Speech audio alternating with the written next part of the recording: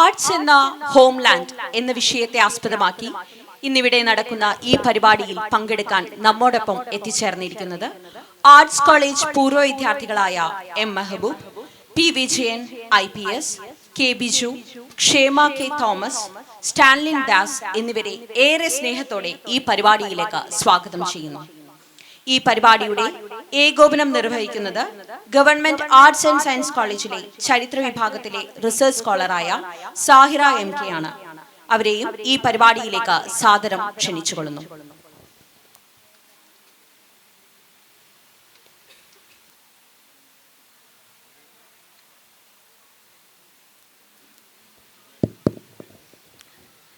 Good afternoon all.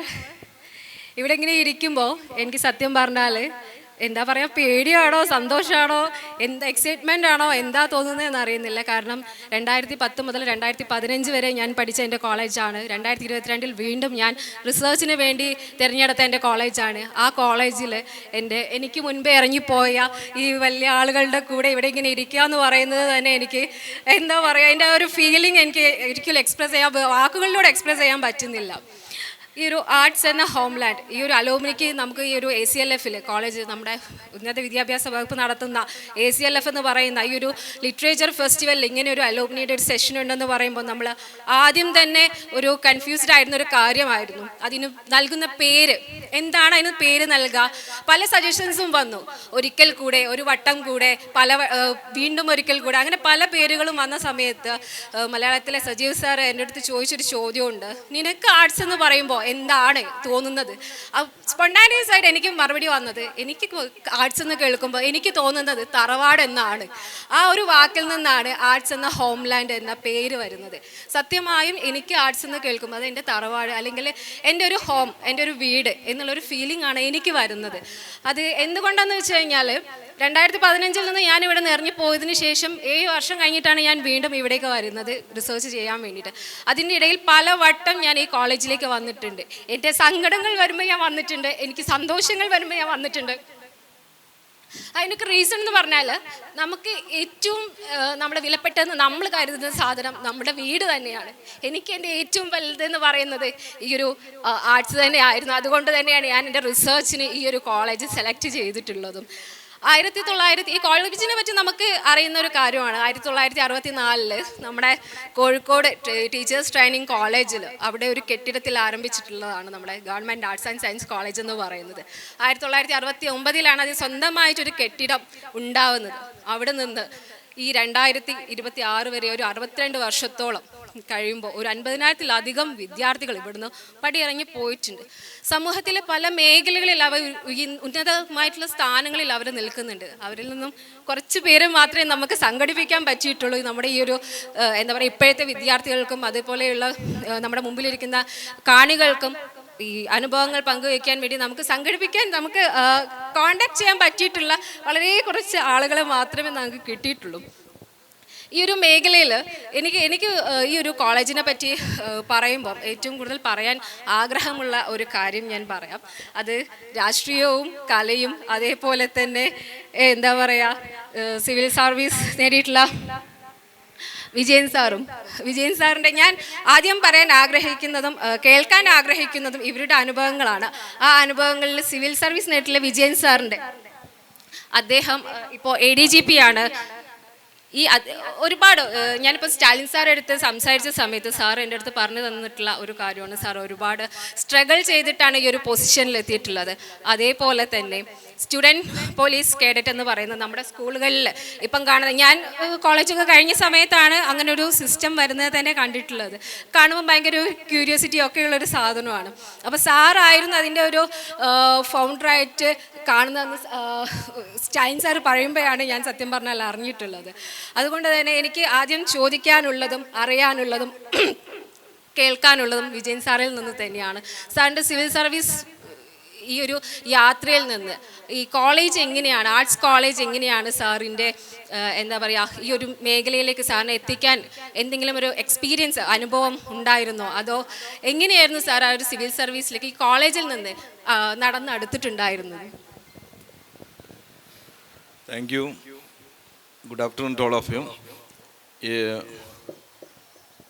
എൻ്റെ ജീവിതത്തിലെ ഏറ്റവും പ്രധാനപ്പെട്ട ടേണിംഗ് പോയിന്റ്സ് എഡ്യൂക്കേഷൻ ഉണ്ടായതെല്ലാം ആർട്സ് കോളേജിലാണ്. പ്രധാനപ്പെട്ട ഞാൻ 90-92 കാലഘട്ടങ്ങളിലാണ് ഇവിടെ MA ഇക്കണോമിക്സ് ചെയ്തു. ഞാൻ ഇക്കണോമിക്സ് ആണ് എൻ്റെ BAയുടെ സബ്ജക്റ്റ് ആയിരുന്നത്. നിങ്ങൾക്കറിയുന്ന പോലെ 3rd ഗ്രൂപ്പായിരുന്നു. അപ്പോൾ ഇക്കണോമിക്സ് എന്ന് പറഞ്ഞത് എനിക്ക് വായിച്ച് പഠിച്ചപ്പം താല്പര്യമുള്ളതാണ്. പക്ഷേ ഇക്കണോമിക്സ് എന്ന് പറയുന്ന ഒരു സബ്ജക്റ്റിൻ്റെ ഉള്ളറകളിലേക്ക് ഇറങ്ങിച്ചെല്ലാൻ എനിക്ക് സത്യത്തിൽ ഡിഗ്രി കാലഘട്ടത്തിൽ കഴിഞ്ഞിരുന്നു എന്നറിയില്ല. പിന്നീട് എക്കണോമിക്സ് ആണ് എൻ്റെ ജീവിതം കരിപ്പിടിപ്പിച്ചെന്ന് പറയും. ഞാൻ സിവിൽ സർവീസിന് എൻ്റെ സബ്ജക്റ്റ് എക്കണോമിക്സ് ആയിരുന്നു. എന്തിന് UGC ഫെലോഷിപ്പ് കിട്ടിയത് എക്കണോമിക്സിലാണ്. ഇന്ത്യൻ എക്കണോമിക് സർവീസിൽ എനിക്ക് സെലക്ട് ചെയ്ത എക്കണോമിക്സ് ആണ്. ഞാൻ പറയാറുണ്ട് ഞാൻ തന്നെ എക്കണോമിക്സ് ആണെന്ന്. കാരണം എന്നെ എല്ലാം മാറ്റിയിരിക്കുന്ന എക്കണോമിക്സ്. അതിൻ്റെ അകത്തരങ്ങളിലേക്കുള്ള ഉള്ളിലേക്കുള്ള വഴിയിലെ വാതായനം തുറന്നു വെച്ച് തന്നത് എനിക്ക് ഗുരുവായൂരപ്പൻ കോളേജിലാണ്. അതിൽ തന്നെ എൻ്റെ അധ്യാപകനായിരിക്കുന്ന TP കുഞ്ഞിക്കണ്ണൻ സാർ, പിന്നീട് സാഹിത്യ പരിഷത്തിൻ്റെയൊക്കെ പ്രസിഡൻ്റായിരുന്ന അദ്ദേഹം, ഇതൊരു എനിക്ക് തോന്നുന്നത് ഹൈലി ക്വാളിഫൈഡ് ആയിരിക്കുന്ന, ഹൈലി മോട്ടിവേറ്റഡ് ആയിരിക്കുന്ന ഒരു എക്കണോമിക്സ് അധ്യാപകൻ. അദ്ദേഹത്തിൻ്റെ പൊളിറ്റിക്കൽ ഹിസ്റ്ററി ഓഫ് ക്യാപിറ്റലിസം എന്നുള്ള പുസ്തകത്തിൻ്റെ ഉള്ളിലേക്ക് പോകുമ്പോൾ ഇക്കണോമിക്സിൻ്റെ എല്ലാ ആസ്പെക്റ്റും പറയുന്നത് ഒരു മനപ്പാടത്തിൻ്റെ വഴിയോ അക്ഷരങ്ങളുടെ വഴിയോ വാക്കുകളുടെയോ എണ്ണങ്ങളുടെയോ ഓതേഴ്സിൻ്റെ പേരൊന്നും ഒരു ഇൻഫോർമാറ്റീവ് ലെവലില്ല. അതിൻ്റെ ഒരു ഇൻ്റലക്ച്വൽ ലെവൽ, അതിൻ്റെ ഒരു മനോഹാരിതയുടെ സത്യത്തിൽ അദ്ദേഹത്തിൻ്റെ ക്ലാസ്സിൽ നിന്നാണ് കിട്ടുന്നത്. അദ്ദേഹത്തിൻ്റെ സമയത്താണ് അദ്ദേഹം പറഞ്ഞു ഞങ്ങളോട് ഇക്കണോമിക് ടൈംസ് വായിക്കണം. അത് 91-ലായിരിക്കും. എല്ലാ ദിവസവും രാവിലെ 91 തൊട്ട് ഇന്ന് വരെ, ഇന്നില്ല, ഞാൻ കോഴിക്കോട് വന്ന വീട്ടിൽ സൺഡേ ഇക്കണോമിക് ടൈംസ് ഇറങ്ങാറില്ല. എല്ലാ ദിവസവും ആദ്യം വായിക്കുന്ന പത്രം ഇക്കണോമിക് ടൈംസ്. അദ്ദേഹം തന്നിരിക്കുന്ന വഴികളിലൂടെ പറഞ്ഞിരിക്കുന്നതിൽ നിന്നാണ് എക്കണോമിക്സിൻ്റെ ലോകത്തെ ഞാൻ കടന്നു. പിന്നീട് ഞാനിവിടെ PGക്ക് പഠിക്കുമ്പോൾ ഞങ്ങൾക്കറിയാം 55% മാർക്ക് ഉണ്ടെങ്കിലാണ് നമുക്ക് UGC പരീക്ഷ എഴുതാൻ പറ്റും. സത്യത്തിൽ എനിക്ക് UGC എന്താണെന്ന് അറിയില്ല. അത്യാവശ്യം അലമ്പായിട്ടും നാടകം കളിച്ചും അങ്ങനെ നിങ്ങളെയൊക്കെ മോശമായിട്ടോ ജീവിച്ചുകൊണ്ട് വരുന്ന കാലഘട്ടത്തിൽ ഞാൻ ഇവിടുന്ന് കോഴിക്കോട്ടേക്ക് എൻ്റെ വീട്ടിലേക്ക് പോകുന്ന സമയത്ത് ഒരു ബസ്സിൽ വെച്ച് ഒരുത്തൻ്റെ എൻ്റെ കാലിൽ ചവിട്ടി. അപ്പോൾ അവൻ എൻ്റെ കാലിൽ ചവിട്ടാൻ മാത്രമൊക്കെ ഉള്ള ഒരു ധൈര്യം ഉണ്ടോ എന്നുള്ളൊരു അഹങ്കാരമൊക്കെ ഉണ്ട്. പക്ഷെ അവൻ്റെ മുഖത്ത് യാതൊരു ഭാവമാറ്റവും ഇല്ല. അങ്ങനെ ഞാൻ കോഴിക്കോട് 2ാം ഗേറ്റിൻ്റെ അടുത്ത് ബസ് ഇറങ്ങി ഒരു ജ്യൂസ് കടയിൽ നട്ടുച്ചക്ക് ഇങ്ങനെ ജ്യൂസ് കഴിക്കാൻ ചെന്നപ്പോൾ ഇയാൾ അവിടെ ഇരുന്ന് ജ്യൂസ് കഴിക്കുന്നുണ്ട്. ഞാൻ അയാളോട്, അപ്പം അയാൾ എന്നോട് ചോദിക്കുന്നുണ്ട് എന്തുട്ടാ പേരെന്ന് ചോദിക്കുന്നു. അപ്പം ഞാനവനെ എന്താ ചെയ്യേണ്ടതെന്ന് തന്നെ, പക്ഷെ അവന് യാതൊരു കൂടുതലും. പക്ഷെ പിന്നീട് ഞാൻ അവനോട് ചോദിച്ചപ്പോൾ അവനോട് പറഞ്ഞു നിങ്ങൾ എന്ത് ചെയ്യുന്നു? ഞാൻ പറഞ്ഞു MAക്ക് പഠിക്കുന്നു, ഇനി എന്താണ് ചെയ്യേണ്ടത്? എനിക്ക് എക്കണോമിക്സിൽ ഞാനൊരു ലെക്ചറാണ്. പക്ഷേ എനിക്കറിയില്ലായിരുന്നു UGC പാസ്സാണെന്നും. അങ്ങനെ അദ്ദേഹമാണ് പിന്നെ എന്നോട് പറഞ്ഞു UGC എന്നുള്ള പരീക്ഷ ഉണ്ടെന്നും. അങ്ങനെ എന്നെ മുസ്ലിം സർവീസസ് MSSൻ്റെ ഒരു കോച്ചിങ് സെൻ്റർ ഉണ്ട്, അവിടെ കൊണ്ടുപോയിട്ട് പുള്ളി അവിടെ താമസിക്കുന്നുണ്ട്. അയാൾ കഴിഞ്ഞ വർഷത്തെ എക്കണോമിക്സിലെ റാങ്ക് ഹോൾഡറാണ് യൂണിവേഴ്സിറ്റി. പിന്നെ എനിക്ക് അദ്ദേഹത്തിനോട് ബഹുമാനം കൂടി. പുള്ളി എന്നെ ഗൈഡ് ചെയ്തു. ഞാൻ UGC പരീക്ഷ ഇവിടെ PGക്ക് പഠിക്കുമ്പം തന്നെ ഈ റിസൾട്ട് വരുന്നതിന് മുമ്പ് പാസ്സായി.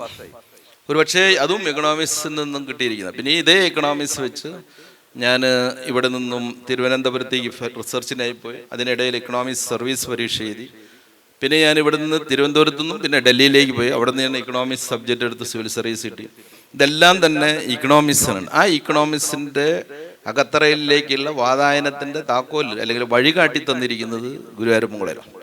പിന്നെ ഇവിടെയുള്ള ദേവലത ടീച്ചർ, രാധ ടീച്ചറൊക്കെ പോലെയുള്ള ടീച്ചർമാർ, അവർ മറ്റൊരു കാര്യത്തിൽ വളരെയധികം സ്വാധീനം. കാരണം അവർ എങ്ങനെയാണ്, ഞാൻ അത്യാവശ്യം കുഴപ്പി നടന്നപ്പം ഫസ്റ്റ് ഇയറിൽ ജസ്റ്റ് പാസ് മാർക്ക് കിട്ടിയപ്പം എന്നെ ലെഫ്റ്റ് ആൻഡ് റൈറ്റ് അങ്ങ് തറവിൽ ഡ്രസ് ഡൗൺ ചെയ്തു. എന്നോട് പറഞ്ഞ് ഞങ്ങൾ കരുതിയിരുന്നത് നിനക്ക് will get the top mark എന്നൊക്കെയാണ്, പക്ഷെ അഹങ്കാരമാണ്. അതൊക്കെ എന്നെ വളരെയധികം വേദനിപ്പിച്ചപ്പോൾ ഞാനൊരു 3 മാസം വീട്ടിലിരുന്നിട്ട് എന്ത് ചെയ്ത് അത്യാവശ്യം പഠിക്കാൻ നോക്കി. ആ പഠിത്തം കൊണ്ടാണ് ഒരു പക്ഷേ ഈ പറയുന്ന UGCക്ക് ആവശ്യമായിരിക്കുന്ന മാർക്ക് കിട്ടിയത്. പിന്നെ എൻ്റെ സുഹൃത്തുക്കൾ, ഞങ്ങളിന്ന് 10 പേരാണുള്ളത്. ഈ 10 പേരെയും ഞങ്ങൾക്കറിയാം. എൻ്റെ ആ യാത്ര മുതൽ ഈ യാത്ര വരെ ഞാൻ എന്തിലുണ്ടെങ്കിലും എൻ്റെ സന്തോഷമായി. എനിക്കിവിടെ വരുമ്പോഴുള്ള ഒരു ഫീൽ ചെയ്തൊരു കാര്യം, ഞങ്ങളൊരു ഗ്രൂപ്പ് ഉണ്ട്, അതിനകത്ത് ഞാൻ ഇവിടെ പരിപാടി ഉണ്ടെന്ന് ജസ്റ്റ് മെസ്സേജ് ഇട്ടാൽ മതിയായിരുന്നു, അവർ വരുമായിരുന്നു. പക്ഷെ അത് കണ്ടില്ല. അപ്പം ആ സൗഹൃദം കൊണ്ടും എന്നെ ശിക്ഷിത്വം കൊണ്ടും ഏറ്റവും എന്നെ സംബന്ധിച്ചിടത്തോളം എൻ്റെ ജീവിതത്തിൻ്റെ വലിയ വഴിത്തുറകൾ, ഇന്ന് കാണുന്ന വലുതൊന്നും ഞാൻ പറയുന്നില്ല, എത്തിപ്പെട്ടതിന് നമ്മളെ ആർട്സ് കോളേജിൻ്റെ പങ്കെന്ന് പറയുന്നത് വളരെ വളരെ കൂടുതലാണ്. സാറ് UGC പരീക്ഷയൊക്കെ പാസ്സായതാണ് എന്നുള്ളത് ഇപ്പോഴാണ് അറിയുന്നത്. അത് വലിയ സംഭവം ഒന്നല്ല. അല്ല സാർ, എന്നാലും അത് ആ ഒരു മേഖലയിലേക്ക് തിരിച്ചു പോവാതിരുന്നത് എന്തുകൊണ്ടാണ്? അങ്ങനെയല്ല, ഞാൻ റിസർച്ച് ഫെലോഷിപ്പ് കിട്ടിയപ്പം അന്ന് അറിയാലോ, ഇപ്പോഴും നല്ല തുകയുണ്ട്. അന്ന് 1800 രൂപയാണെന്ന് തോന്നുന്നു കിട്ടുക. അപ്പം അതിൻ്റെ ഒരു ഏറ്റവും വലിയ UGC JRF കിട്ടുന്നതിൻ്റെ ഒരു ഏറ്റവും പ്രത്യേകത, നമുക്ക് ഏത് യൂണിവേഴ്സിറ്റിയിൽ വേണമെങ്കിലും കയറി ചെല്ലാനുള്ള പെർമിഷൻ കിട്ടും. മിക്ക സ്ഥലത്തും നമുക്ക് താമസിക്കാൻ സ്ഥലം കിട്ടും. അപ്പം ഞാൻ ഇവിടുന്ന് കുഞ്ഞിക്കണ്ണൻ സാറിനോട് പോയി ചോദിച്ചു, എനിക്ക് UGC ഫെലോഷിപ്പ് കിട്ടിയിട്ടുണ്ട്, ഞാൻ എന്താ ചെയ്യേണ്ടത്? അങ്ങനെ കുറേ പ്രോസസ്സിനോട് ചോദിച്ചു. UGC ഇൻട്രൊഡ്യൂസ് ചെയ്തിട്ട് അധികം വർഷമായിട്ടില്ല. എക്കണോമിക്സിൽ ആദ്യമായിട്ട് കേരളത്തിൽ ഇരിക്കാൻ തോന്നുന്നു കിട്ടുന്നു. അപ്പം ഞാനിങ്ങനെ അവരോടൊക്കെ ചോദിച്ചപ്പോൾ എന്നോട് കുഞ്ഞിക്കണ്ണൻ മാഷ് പറഞ്ഞു, ആകെ ഒരു വഴിയുള്ളൂ, നീ തിരുവനന്തപുരത്തേക്ക് പോകാം. തിരുവനന്തപുരത്ത് സെൻറ്റർ ഫോർ ഡെവലപ്മെൻറ്റ് സ്റ്റഡീസിൽ ഒരു നാരായണൻ എന്ന് പറഞ്ഞൊരു കക്ഷി അവിടെ റിസർച്ച് ഉണ്ട്. അയാളോട് ചോദിച്ചാൽ എല്ലാം അറിയാൻ പറ്റും. അങ്ങനെ ഞാൻ ഇവിടെ നിന്നും അന്ന് എനിക്ക് കോഴിക്കോട് പുറത്തോട്ട് യാത്ര ചെയ്ത് വലിയ പരിചയമില്ല. ഈ ട്രെയിനിൽ ടിക്കറ്റൊക്കെ ബുക്ക് ചെയ്യണമെന്നൊന്നും വലിയ ഐഡിയ ഇല്ല. പഠിക്കുമ്പോൾ PG ആണ്, പക്ഷെ വലിയ വിവരക്കേടാണ് അത്. അപ്പോൾ കോഴിക്കോട് വന്നു, ഞാനൊരു ടിക്കറ്റ് എടുത്തു 90 രൂപയ്ക്ക് ട്രിവാൻഡ്രത്ത്. അപ്പോൾ ജനറൽ കമ്പാർട്ട്മെൻറ്റ് അഗ്രേ ഡിസംബർ മാസത്തിലാണ്, നല്ല ശബരിമലയുടെ പീക്ക് സീസണാണ്. അപ്പോൾ ഇവിടുന്ന് അവിടെ വരെ തിരുവനന്തപുരം വരെ ഏകദേശം നിന്നിട്ടാണ് പോയത്. അവിടെ ചെന്നിട്ട് പിന്നെ സെൻറ്റർ ഫോർ ഡെവലപ്മെൻറ്റ് സ്റ്റഡീസിൽ പഠിച്ചു. പിന്നെ ഞാൻ ജവഹർലാൽ നെഹ്റു യൂണിവേഴ്സിറ്റിയിൽ റിസർച്ച് കംപ്ലീറ്റ് ചെയ്യുന്ന ഭാഗമായിട്ട് അങ്ങോട്ട് പോയി. പക്ഷെ അവിടെയൊക്കെ എനിക്കുണ്ടായിരുന്ന ഒരു ഒബ്സർവേഷൻ ഉണ്ടായിരുന്നു. അതായത് റിസർച്ച് എന്ന് പറയുന്നത്, പിന്നീട് ഞാൻ കൂടുതൽ മനസ്സിലാക്കി, റിസർച്ച് എന്ന് പറയുന്നത് റിസർച്ചിന് വേണ്ടിയിട്ടല്ല. റിസർച്ച് ഒരു നോളജ് എൻഹാൻസ്മെന്റ്. അറ്റ്ലീസ്റ്റ് എന്നോട് അന്ന് സാറ് പറഞ്ഞ് പലരും പിന്നെ പറയുന്നു, at least 0.00 something 5 to or a little bit enhancement in the existing system of the knowledge contribute ചെയ്യാൻ പറ്റിയിട്ടില്ലെങ്കിൽ there is no point for that research. Second thing, there is ആ research കൊണ്ട് സൊസൈറ്റിയിൽ എന്തെങ്കിലും ഒരു മാറ്റം ഉണ്ടാക്കാൻ പറ്റിയില്ലെങ്കിൽ that research also there is nothing, no point. ഈ സുകുമാർ ഹൈക്കോടതി സാർ പണ്ട് ഞാനുമായിട്ട് വലിയ അടുപ്പുണ്ടായി. അദ്ദേഹം കാലിക്കറ്റ് യൂണിവേഴ്സിറ്റിയിൽ ഒരു പ്രസംഗത്തിൽ പറഞ്ഞൊരു കാര്യമുണ്ട്, എൻ്റെ വിദേശ രാജ്യങ്ങളെല്ലാം യൂണിവേഴ്സിറ്റികൾ സമൂഹത്തെക്കാൾ ഒരു 50 വർഷം മുമ്പിലാണ്. നിർഭാഗ്യവശാൽ എൻ്റെ രാജ്യത്ത് സമൂഹത്തെക്കാൾ 200 വർഷം പിറകിലാണ് യൂണിവേഴ്സിറ്റികൾ. കാരണം ഈ റിസർച്ചാണ് അതിൻ്റെ പ്രധാനപ്പെട്ട ഘടകം.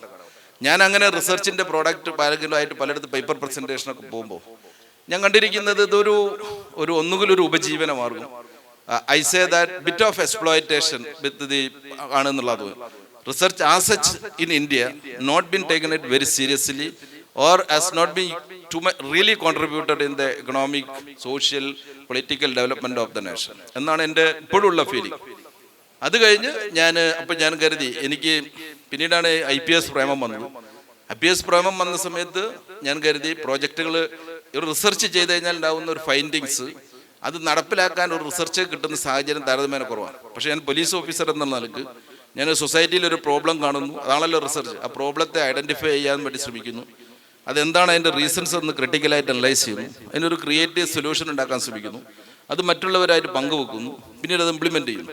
അങ്ങനെ ഇംപ്ലിമെൻ്റ് ചെയ്താൽ ഒരു പ്രോഗ്രാമാണ് ഈ പറഞ്ഞ സ്റ്റുഡൻറ്റ് പോലീസ് കേഡറ്റ് പ്രോഗ്രാം. ഇന്ന് ഈ കേരളത്തിൽ ഇവിടെ കോഴിക്കോട് 2010 നമ്മൾ തുടങ്ങുകയും ആദ്യം ഒരു 2 സ്കൂളുകളിലായിട്ട് 2006 തുടങ്ങി, 2008 3 സ്കൂളിലായി, 2010 127 സ്കൂളിലായി, ഇന്ന് 13,000 സ്കൂളുകളിൽ ഇന്ത്യയിൽ മൊത്തത്തിൽ ഒരു 15 ലക്ഷം കുട്ടികൾ ഇപ്പം ഈ പരേഡുകളൊക്കെ അറ്റൻഡ് കളിച്ചുമൊക്കെ അവിടെ നടക്കുന്നുണ്ട്. പിന്നീട് അതിൻ്റെ ഭാഗമായി ORC, അവർ റെസ്പോൺസിബിലിറ്റി ചിൽഡ്രൻ ഹോപ്പ് എന്നൊക്കെ പറഞ്ഞു ഏകദേശം ഒരു 10-30ഓളം പ്രോജക്റ്റുകൾ ഉണ്ടാക്കാൻ പറ്റി. അതെല്ലാം കൂടി ഒരു 25 ലക്ഷം കുട്ടികൾ പല രീതിയിൽ അതിനകത്ത് തീർക്കുന്നു. അതിൻ്റെ ഇടയ്ക്ക് ശബരിമലയിൽ പുണ്യം പൂങ്കാവനം എന്ന് പറഞ്ഞൊരു പ്രോജക്റ്റ് ഡിസൈൻ ചെയ്തു. ഞാൻ ഉണ്ടാക്കിയിരിക്കുന്ന പദ്ധതികളെ ബേസ് ചെയ്തിട്ട് ഒരുപാട് ആളുകൾ PhD എടുത്തിട്ടുണ്ട്. അതിലൊരു കുട്ടി ന്യൂയോർക്കിലെ കൊളംബിയ യൂണിവേഴ്സിറ്റിയിൽ നിന്നുള്ള ആൻമാരി ചോക്കോ എന്ന് പറഞ്ഞിരിക്കുന്ന ഒരു ലേഡി സ്റ്റുഡൻറ്റ് പോലീസ് കേഡറ്റിൽ തന്നെ ഒരു PhD എടുത്തിട്ടുണ്ട്. പിന്നെ ഈ പറഞ്ഞിരിക്കുന്ന എനിക്കൊരു കുറ്റബോധം ഉണ്ടായിരുന്നു, കുറേ UGCൻ്റെ പൈസ വാങ്ങിച്ച് ഞാൻ റിസർച്ച് ചെയ്തില്ല എന്നുള്ളത്. അത് വെച്ചിട്ടാണ് ഈ സിവിൽ സർവീസിനൊക്കെ പഠിച്ചത്. ആ കുറ്റബോധം തീർക്കാൻ ഞാൻ വഡോദരയിലുള്ള ഇന്ത്യൻ ഇൻസ്റ്റിറ്റ്യൂട്ട് ഓഫ് ഇൻഫർമേഷൻ IIITയിൽ ഞാനിപ്പോൾ PhD ചെയ്തുകൊണ്ടിരിക്കുന്നുണ്ട്. സോ ഫസ്റ്റ് ഇയറിലെ 4 സെമസ്റ്റർ അവർ പറഞ്ഞ് ഞാൻ നന്നായി ക്ലിയർ ചെയ്തിട്ടുണ്ട് എന്നുള്ളതാണ്. So I hopefully in 2 years period I will complete that's all. ഞാനൊരു റിസർച്ച് സ്കോളറാണ് ഇയാളെ മാതിരി. നമുക്ക് ഈ കലാലയം എന്ന് നമ്മൾ പറയുമ്പോൾ ഏറ്റവും പെട്ടെന്ന് നമ്മൾ അതിന് തൊട്ടടുത്ത് എന്താ പറയാ പൂരിപ്പിക്കാൻ പോകുന്ന ഒരു വാക്ക് എന്ന് പറയുന്നത് രാഷ്ട്രീയം എന്നാണ്. കലാലയ രാഷ്ട്രീയം എന്നുള്ളത് നമ്മുടെ ആർട്സ് അങ്ങനെ ചില്ലറ പുള്ളിയൊന്നും അല്ല രാഷ്ട്രീയത്തിന്റെ കാര്യത്തിൽ. ഇപ്പോഴുള്ള കുട്ടികളാണെങ്കിലും ശരി, ഇവിടെ നിന്നും കഴിഞ്ഞു പോയിട്ടുള്ള ആളുകളാണെങ്കിലും ശരി, വിദ്യാർത്ഥികളായിരുന്നെങ്കിലും ശരി, രാഷ്ട്രീയത്തിൽ നല്ല എന്താ പറയാ പുള്ളികൾ തന്നെയായിരുന്നു. ഞാൻ ഇവിടെ ജോയിൻ ചെയ്യുന്നത് ഒരു 2010 വെച്ചാൽ ഇയർ ബാച്ചിന്റെ ഏറ്റവും ലാസ്റ്റ് ഇയർ സ്റ്റുഡൻസ് ആയിരുന്നു ഇവിടെ ഞങ്ങളുടെ സൂപ്പർ സീനിയേഴ്സ് എന്ന് പറയുന്നത്. ആ ഒരു വർഷം ഞാൻ കണ്ടിട്ടുള്ള രാഷ്ട്രീയം സത്യം പറഞ്ഞാൽ പിന്നെ ഞാൻ ഇവിടെ അത്രയ്ക്ക് അങ്ങോട്ട് എന്താ പറയാ എലാബറേറ്റഡ് ആയിട്ടുള്ള ഒരു വേർഷൻ എനിക്ക് കാണാൻ പറ്റിയിട്ടില്ല. അത് എന്തുകൊണ്ടാണെന്ന് എനിക്കറിയില്ല. അത് നമുക്ക് ബൈജു സാറോട് തന്നെ ചോദിക്കാം. അപ്പൊ ആ ഒരു ഇയർ ബാച്ച് ഉണ്ടായിരുന്ന സമയത്ത് ഒരു രാഷ്ട്രീയം നമ്മൾ ബൈജു സാറിനെ കൂടുതലായിട്ട് പരിചയപ്പെടുത്തേണ്ട ആവശ്യമുണ്ടോ എന്ന് എനിക്ക് തോന്നുന്നില്ല. കാരണം ഇപ്പൊ CPM-ന്റെ ഏരിയ സെക്രട്ടറിയാണ്, സൗത്ത് കോഴിക്കോടിന്റെ ഏരിയ സെക്രട്ടറിയാണ്, അതേപോലെ ജില്ലാ കമ്മിറ്റി അംഗമാണ്. കോഴിക്കോട് നമ്മുടെ ആർട്സിൽ ഉണ്ടായിരുന്ന സമയത്ത് 2 തവണ UUC ആയിരുന്ന വ്യക്തിയാണ്. കാലിക്കറ്റ് യൂണിവേഴ്സിറ്റിയുടെ ജോയിന്റ് സെക്രട്ടറി ആയിരുന്നു. സോ അന്ന് പഠിക്കുന്ന കാലത്ത് രാഷ്ട്രീയം നല്ല വ്യക്തമായി കൊണ്ട് നടന്നിട്ടുള്ള ഒരാളാണ്, ഇപ്പോഴും കൊണ്ട് നടക്കുന്ന ആളാണ്. സാറോട് തന്നെ ചോദിക്കാം, നമുക്ക് അന്നത്തെ രാഷ്ട്രീയവും ഇന്നത്തെ രാഷ്ട്രീയവും തമ്മിലുള്ള ഒരു ഡിഫറൻസ്, കലാലയ രാഷ്ട്രീയത്തിലൊരു ഡിഫറൻസ്. ഒന്ന്, ഈ പരിപാടിയിൽ പങ്കെടുക്കാൻ കഴിഞ്ഞതിൻ്റെ ഒരു സന്തോഷം പ്രിയ മാഡത്തിന് പ്രത്യേകം നന്ദി പറയാണ്. അതുപോലെ തന്നെ എനിക്ക് തോന്നുന്നു ആർട്സ് നമ്മുടെ ജീവിതം, ഞാൻ പ്രീ ഡിഗ്രിയും ഇവിടെ വന്നന്ന് മുതൽ നമ്മുടെ ജീവിതത്തിനെ ഒരുപാട് സ്വാധീനിച്ചതാണ് ഈ ക്യാമ്പസ്. ഈ ക്യാമ്പസിൽ SFI പ്രവർത്തനം എന്നതിനേക്കാൾ ഉപരി അന്ന് നമ്മളെ മാറ്റിയെടുക്കുന്നതിൽ ഏറ്റവും പ്രധാനപ്പെട്ട ഇവിടുത്തെ രാഷ്ട്രീയ പശ്ചാത്തലം തന്നെയാണ്. എനിക്ക് തോന്നുന്നു ഞാൻ ഈ ക്യാമ്പസിലേക്ക് ആദ്യമായിട്ട് കയറി വരുമ്പോൾ ഈ ക്യാമ്പസിൽ ഏറ്റവും കൂടുതൽ സംസാരിച്ചിരുന്ന അല്ലെങ്കിൽ ഇവിടുത്തെ ബോർഡുകളിലൊക്കെ തന്നെ ലോകത്തെ നെറികേടുകൾക്കെതിരെയുള്ള നെൽസൺ മണ്ടേലയും അതുപോലെ തന്നെ ദക്ഷിണാഫ്രിക്കൻ രാജ്യങ്ങളും ലോകത്തുള്ള അനീതിക്കെതിരെയുള്ള ഏറ്റവും ശക്തമായ രാഷ്ട്രീയ ക്യാമ്പസാണ് ആർട്സ് കോളേജ് എന്ന് തന്നെയാണ് എനിക്ക് തോന്നുന്നത്. ഇവിടെ വന്നു പോകുന്ന ഞങ്ങൾ പ്രീ ഡിഗ്രി ആയിരക്കണക്കിന് കുട്ടികൾ pre degree first year second year കൗൺസിലറാണ്, 96-ൽ യൂണിയൻ സെക്രട്ടറിയാണ്. പക്ഷെ ആർട്സിൽ നമുക്കുണ്ടായിട്ടുള്ള നമ്മുടെ ജീവിതത്തിൽ വരുത്തിയിട്ടുള്ള ഏറ്റവും പ്രധാനപ്പെട്ട മാറ്റം ഏറ്റവും തീക്ഷ്ണമായിട്ട് ഞാൻ ക്യാമ്പസിൽ വന്നന്ന് ദീപക് നാരായണന്റെ പ്രസംഗം എനിക്ക് മറക്കാൻ വേണ്ടി പറ്റില്ല. ദീപകിനെ ഞാൻ ഇന്നലെയും കണ്ടിരുന്നു. ഇന്നലെ കണ്ടപ്പോൾ മറക്കാൻ പറ്റുന്നതാണോ എന്നുള്ളതൊരു ചോദ്യമുണ്ട്. പക്ഷേ അന്ന് ദീപകിന്റെ പ്രസംഗം ഭയങ്കരമായിരുന്നു, വല്ലാതെ നമ്മുടെ മനസ്സിന് വല്ലാതെ സ്വാധീനിച്ച ഒരു പ്രസംഗമായിരുന്നു. ഞാൻ ആർട്സ് കോളേജിൽ എത്തിയതിനു ശേഷമാണ് SFI കാരനായത്, കമ്മ്യൂണിസ്റ്റുകാരനായത് എന്നൊക്കെ പറയാം. ആർട്സ് കോളേജിൽ പഠിച്ച പിന്നെ 5 വർഷവും ഏറ്റവും വിശാലമായ സൗഹൃദത്തിൻ്റെ പട്ടിണി പോലും പങ്കുവെക്കാൻ വേണ്ടി പറ്റും എന്നുള്ള ഏറ്റവും ശക്തമായ ബോധ്യം ഞങ്ങളുടെ സൗഹൃദത്തിലൂടെ ഉണ്ടാക്കിയെടുത്ത ഒരു കാലഘട്ടമാണ് ആർട്സ് കോളേജിലെ കാലഘട്ടം.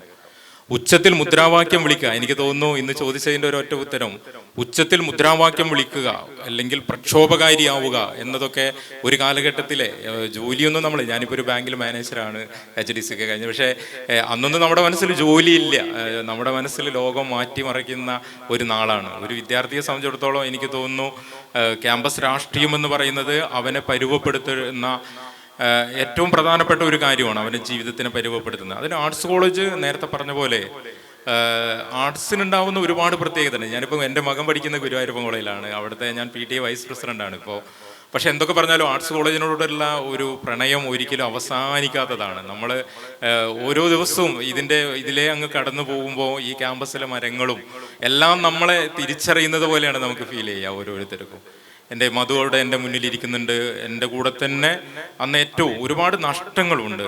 എനിക്ക് തോന്നുന്നു അന്ന് പഠിച്ച ആളുകൾക്കറിയാം, ബൈജു, ജിതേഷ്, അല്ലെങ്കിൽ ഏറ്റവും കൂടുതൽ ക്യാമ്പസിൽ ഏറ്റവും തീക്ഷ്ണമായി സംസാരിക്കും. എനിക്ക് തോന്നുന്നു ജിതേഷിൻ്റെ മരണശേഷമാണ് ഞാൻ കുറച്ചും കൂടി ക്യാമ്പയിനൊക്കെ ചെയ്യാൻ വേണ്ടി തുടങ്ങിയിട്ടുള്ളത്. പക്ഷേ എനിക്ക് അന്ന് ക്യാമ്പസ് എന്ന് പറഞ്ഞാൽ ഒരു കുടുംബം പോലെയാണ്. ഇവിടെ പഠിക്കുന്ന ആയിരക്കണക്കിന് കുട്ടികൾ നമ്മളെ കണ്ടിരുന്നത് അവരുടെ ഒരു ഏറ്റവും വേണ്ടപ്പെട്ട ആൾ എന്നുള്ള നിലക്കാണ്. രാഷ്ട്രീയ ആർട്സ് കോളേജിലെ നമുക്ക് ഇപ്പോഴും മിഠായി തെരുവിൽ കടന്നു പോകുന്നിടയ്ക്ക് 10 ആളെങ്കിലും നമ്മളെ കൈകൊണ്ട് കൂട്ടിപ്പിടിച്ച് നെഞ്ചോട് അടുക്കി അവരുടെ മക്കളെ നമുക്ക് പരിചയപ്പെടുത്തി തരുന്ന, അവരുടെയൊക്കെ ജീവിതത്തിൽ എപ്പോഴും ഓർക്കപ്പെടുന്ന ഒരാളായിട്ട് നമ്മൾ നിൽക്കുന്നു എന്നുള്ളതാണ് ഏറ്റവും പ്രധാനപ്പെട്ടത്. അതോടൊപ്പം തന്നെ നേരത്തെ പറഞ്ഞ പോലെ ഒരു വിദ്യാർത്ഥി എങ്ങനെ സമൂഹത്തിന്റെ പ്രശ്നങ്ങളോട് പ്രതികരിക്കുന്നു എന്നുള്ളതാണ്. പലപ്പോഴും സമൂഹത്തിലെ പ്രശ്നങ്ങൾ കൃത്യമായിട്ട് തിരിച്ചറിയുകയും ക്യാമ്പയിൻ ചെയ്യുകയും അതിനൊപ്പം വിദ്യാർത്ഥികളെ നിൽക്കുകയും ചെയ്യുന്നു എന്നുള്ളതാണ്. പലപ്പോഴും ഒരു രാഷ്ട്രീയമില്ലാത്ത വീട്ടിൽ കടന്നു വരുന്ന കുട്ടികൾ പലപ്പോഴും നമ്മളോട് നമ്മുടെ ഒരു ക്യാമ്പയിന്റെ ഭാഗമായി പിന്നീട് രാഷ്ട്രീയം സംസാരിക്കുകയും അവരുടെ വീടുകളിൽ അടക്കം അത്തരം ചർച്ച സംഘടിപ്പിക്കുകയും ചെയ്യുന്ന ഒരു നല്ല കാലം ക്യാമ്പസുകളിൽ ഉണ്ടായിരുന്നു. ഏറ്റവും തീക്ഷ്ണമായ ഒരു കാലഘട്ടം, സംവാദങ്ങളുടെ ഒരു കാലഘട്ടം, ഊഷ്മളമായ സൗഹൃദത്തിന്റെ ഒരു കാലഘട്ടം. എനിക്ക് തോന്നുന്നു, ഞാൻ നേരത്തെ പറഞ്ഞൊരു വാക്കാണ്, പ്രക്ഷോഭകാരിയാവുക എന്നുള്ളത് ഏറ്റവും പ്രധാനപ്പെട്ട ഒരു കാലമാണ്. പക്ഷേ ഈ കാലത്തും SFI ഈ പറഞ്ഞ എല്ലാ രാഷ്ട്രീയക്കാരോടും ക്യാമ്പസിൽ എനിക്ക് തോന്നുന്നു പുതിയ സെമസ്റ്റർ സിസ്റ്റം ഒക്കെ വന്നതിന്റെ ഭാഗമായിട്ടുണ്ടാവുന്ന കുറച്ചുണ്ട്. പക്ഷെ എന്നാൽ പോലും നാം പ്രതീക്ഷിക്കുന്ന ഒരു തീക്ഷ്ണത ഉണ്ടോ എന്നുള്ളൊരു സംശയം എനിക്ക് എപ്പോഴും ഉണ്ടാവാറുണ്ട്. ഒരു ക്യാമ്പസിലെ പൊളിറ്റിക്കൽ ലീഡർഷിപ്പ് എന്ന് പറഞ്ഞാൽ അവിടുത്തെ മുഴുവൻ കുട്ടികൾ, പലപ്പോഴും എന്നോട് പല രക്ഷിതാക്കളും ഞാനിവിടെ പഠിക്കുന്ന സമയത്ത് അറിയാം, അവരുടെ കുട്ടികളെ ക്യാമ്പസിൽ കൊണ്ടുവരുമ്പോൾ നമ്മളോട് പറയുക, നിങ്ങളെ ഏൽപ്പിക്കുകയാണ് കേട്ടോ, നിങ്ങളെ ഏൽപ്പിക്കുകയാണ് എന്ന് പറഞ്ഞു കഴിഞ്ഞാൽ അവർ നമ്മൾ 100% വിശ്വസിച്ച് ഏൽപ്പിക്കുകയാണ്. ഒരു ക്യാമ്പസിൽ ആകെ തന്നെ ഒരു പൊളിറ്റിക്കൽ ലീഡർഷിപ്പ്. ഈ ഓഡിറ്റോറിയത്തിന്റെ ഉദ്ഘാടനത്തിന് അന്ന് എനിക്ക് ഭീകരമായിട്ട് അടികിട്ടിയ ഒരു ഇതാണ് നമ്മുടെ പുതിയ ഓഡിറ്റോറിയം ഉദ്ഘാടനത്തിന്റെ അന്ന്. അതുപോലെ തന്നെ ആ ഓഡിറ്റോറിയത്തിൽ വെച്ച് നമുക്ക് ഒരിക്കലും ഇവിടെ ഈ ക്യാമ്പസിൽ അഡ്മിഷൻ വന്നുള്ള കുട്ടികൾ, അന്നത്തെ പ്രിൻസിപ്പാൾ ചെറിയ സാങ്കേതികത്വം പറഞ്ഞ് അവർ കരഞ്ഞ് വല്ലാതെ വിഷമിച്ചിരിക്കുമ്പോഴാണ് അന്ന് ഞങ്ങൾ പ്രിൻസിപ്പാൾ പറഞ്ഞു, നിങ്ങൾ ഏതായാലും ഇതിൽ തീരുമാനം എടുത്തിട്ട് പുറത്തേക്ക് വന്നാൽ മതി എന്ന് പറഞ്ഞിട്ടുള്ള വലിയൊരു സമരം. ഇവിടെ ഇങ്ങനെ കാത്തിരിക്കുകയാണ് എല്ലാവരും. നമ്മൾ പറഞ്ഞു ഇതിൽ തീരുമാനം എടുത്താൽ മതി, ഞങ്ങൾ ഇവിടെ ഇരിക്കുകയാണ്. എനിക്ക് ആ പ്രിൻസിപ്പാളുടെ പേര് ഞാൻ പറയുന്നില്ല, എനിക്ക് വളരെ പ്രിയപ്പെട്ട ആളാണ്, പേര് ഞാൻ പറയുന്നില്ല. അപ്പോൾ പിന്നീട് നമ്മൾ എന്ത് ചെയ്തു, അപ്പം ആത്മജ മാഷ് അതുപോലെ തന്നെ പാലാട് സാറ് ഒക്കെ നമ്മളായിട്ട് ഒരുപാട് ബന്ധം നിലനിൽക്കുന്നതാണ്. പറഞ്ഞു നിങ്ങൾ ഓഡിറ്റോറിയത്തിൽ വരണം, അവിടെ രക്ഷിതാക്കൾ കാത്തു നിൽക്കുകയാണ്. നമ്മളന്ന് പിന്നെ ആ ഓഡിറ്റോറിയത്തിൽ ഒരു പ്രസന്റേഷൻ നമ്മൾ പറഞ്ഞു, നിങ്ങളുടെ ഒരു വിദ്യാർത്ഥിനിയുടെ അല്ലെങ്കിൽ വിദ്യാർത്ഥികളുടെ കണ്ണീര് വീണ ഒരു ക്യാമ്പസിൽ ആ ദിവസം പ്രിൻസിപ്പാൾ നിങ്ങളെ അഭിസംബോധന ചെയ്യണ്ട എന്നാണ്, അതിന് തീരുമാനമാവട്ടെ എന്ന് പറയുമ്പോൾ വിദ്യാർത്ഥികളുടെ പ്രശ്നങ്ങളാകെ നമ്മൾ ഏറ്റെടുക്കുന്ന ഒരു സാഹചര്യം അന്നുണ്ടായിരുന്നു. അതോടൊപ്പം തന്നെ പുതിയ കാലഘട്ടത്തിന്റെ സാധ്യതകൾ അന്ന് നമ്മൾ കാണുമ്പോൾ സംസാരിക്കുമ്പോഴുണ്ടാവുന്ന സൗഹൃദമാണ്. പക്ഷെ ഇന്ന് പുതിയ ടെക്നോളജി എല്ലാവരുടെ കയ്യിലും ഫോണായി.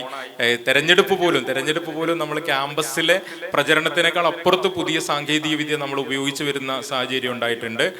അതേസമയം ജീവിതത്തിലെ ഏറ്റവും ആവേശോജ്വലമായിട്ടുള്ള ഓർമ്മകൾ ഈ ക്യാമ്പസിലാണ്.